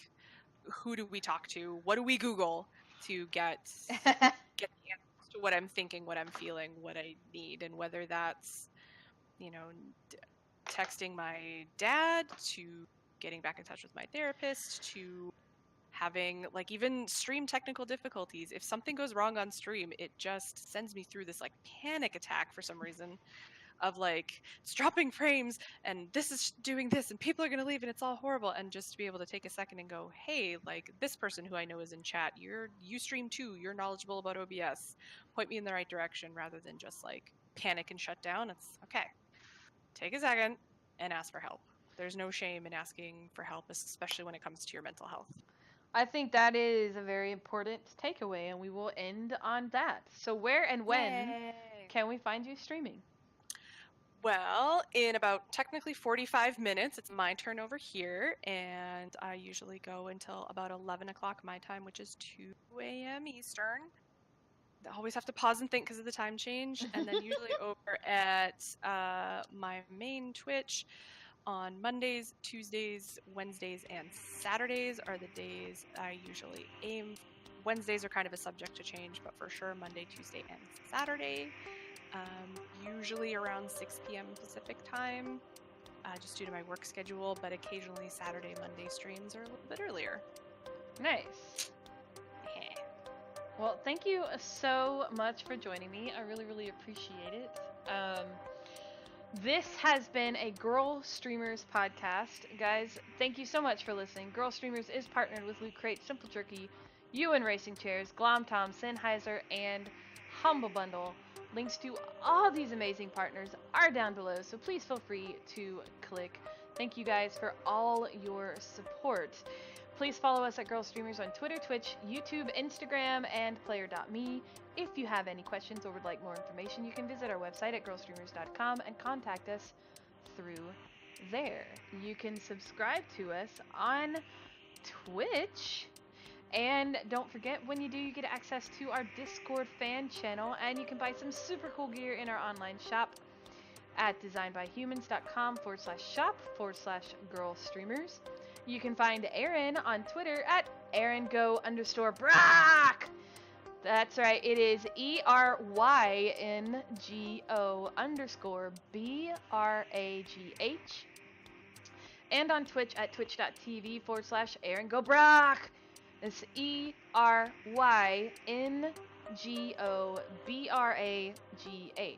And our next podcast, which will be our final podcast for the year before we go into the holidays, will be November 18th, next Sunday, with our first male guest. That's right, we're going to have Dennis, the leader of unified streamers right here next week, same time. So make sure you come back. This podcast is a part of the Two Lazy Dogs Media Group and the Girl Streamers community. Encourage, support, grow.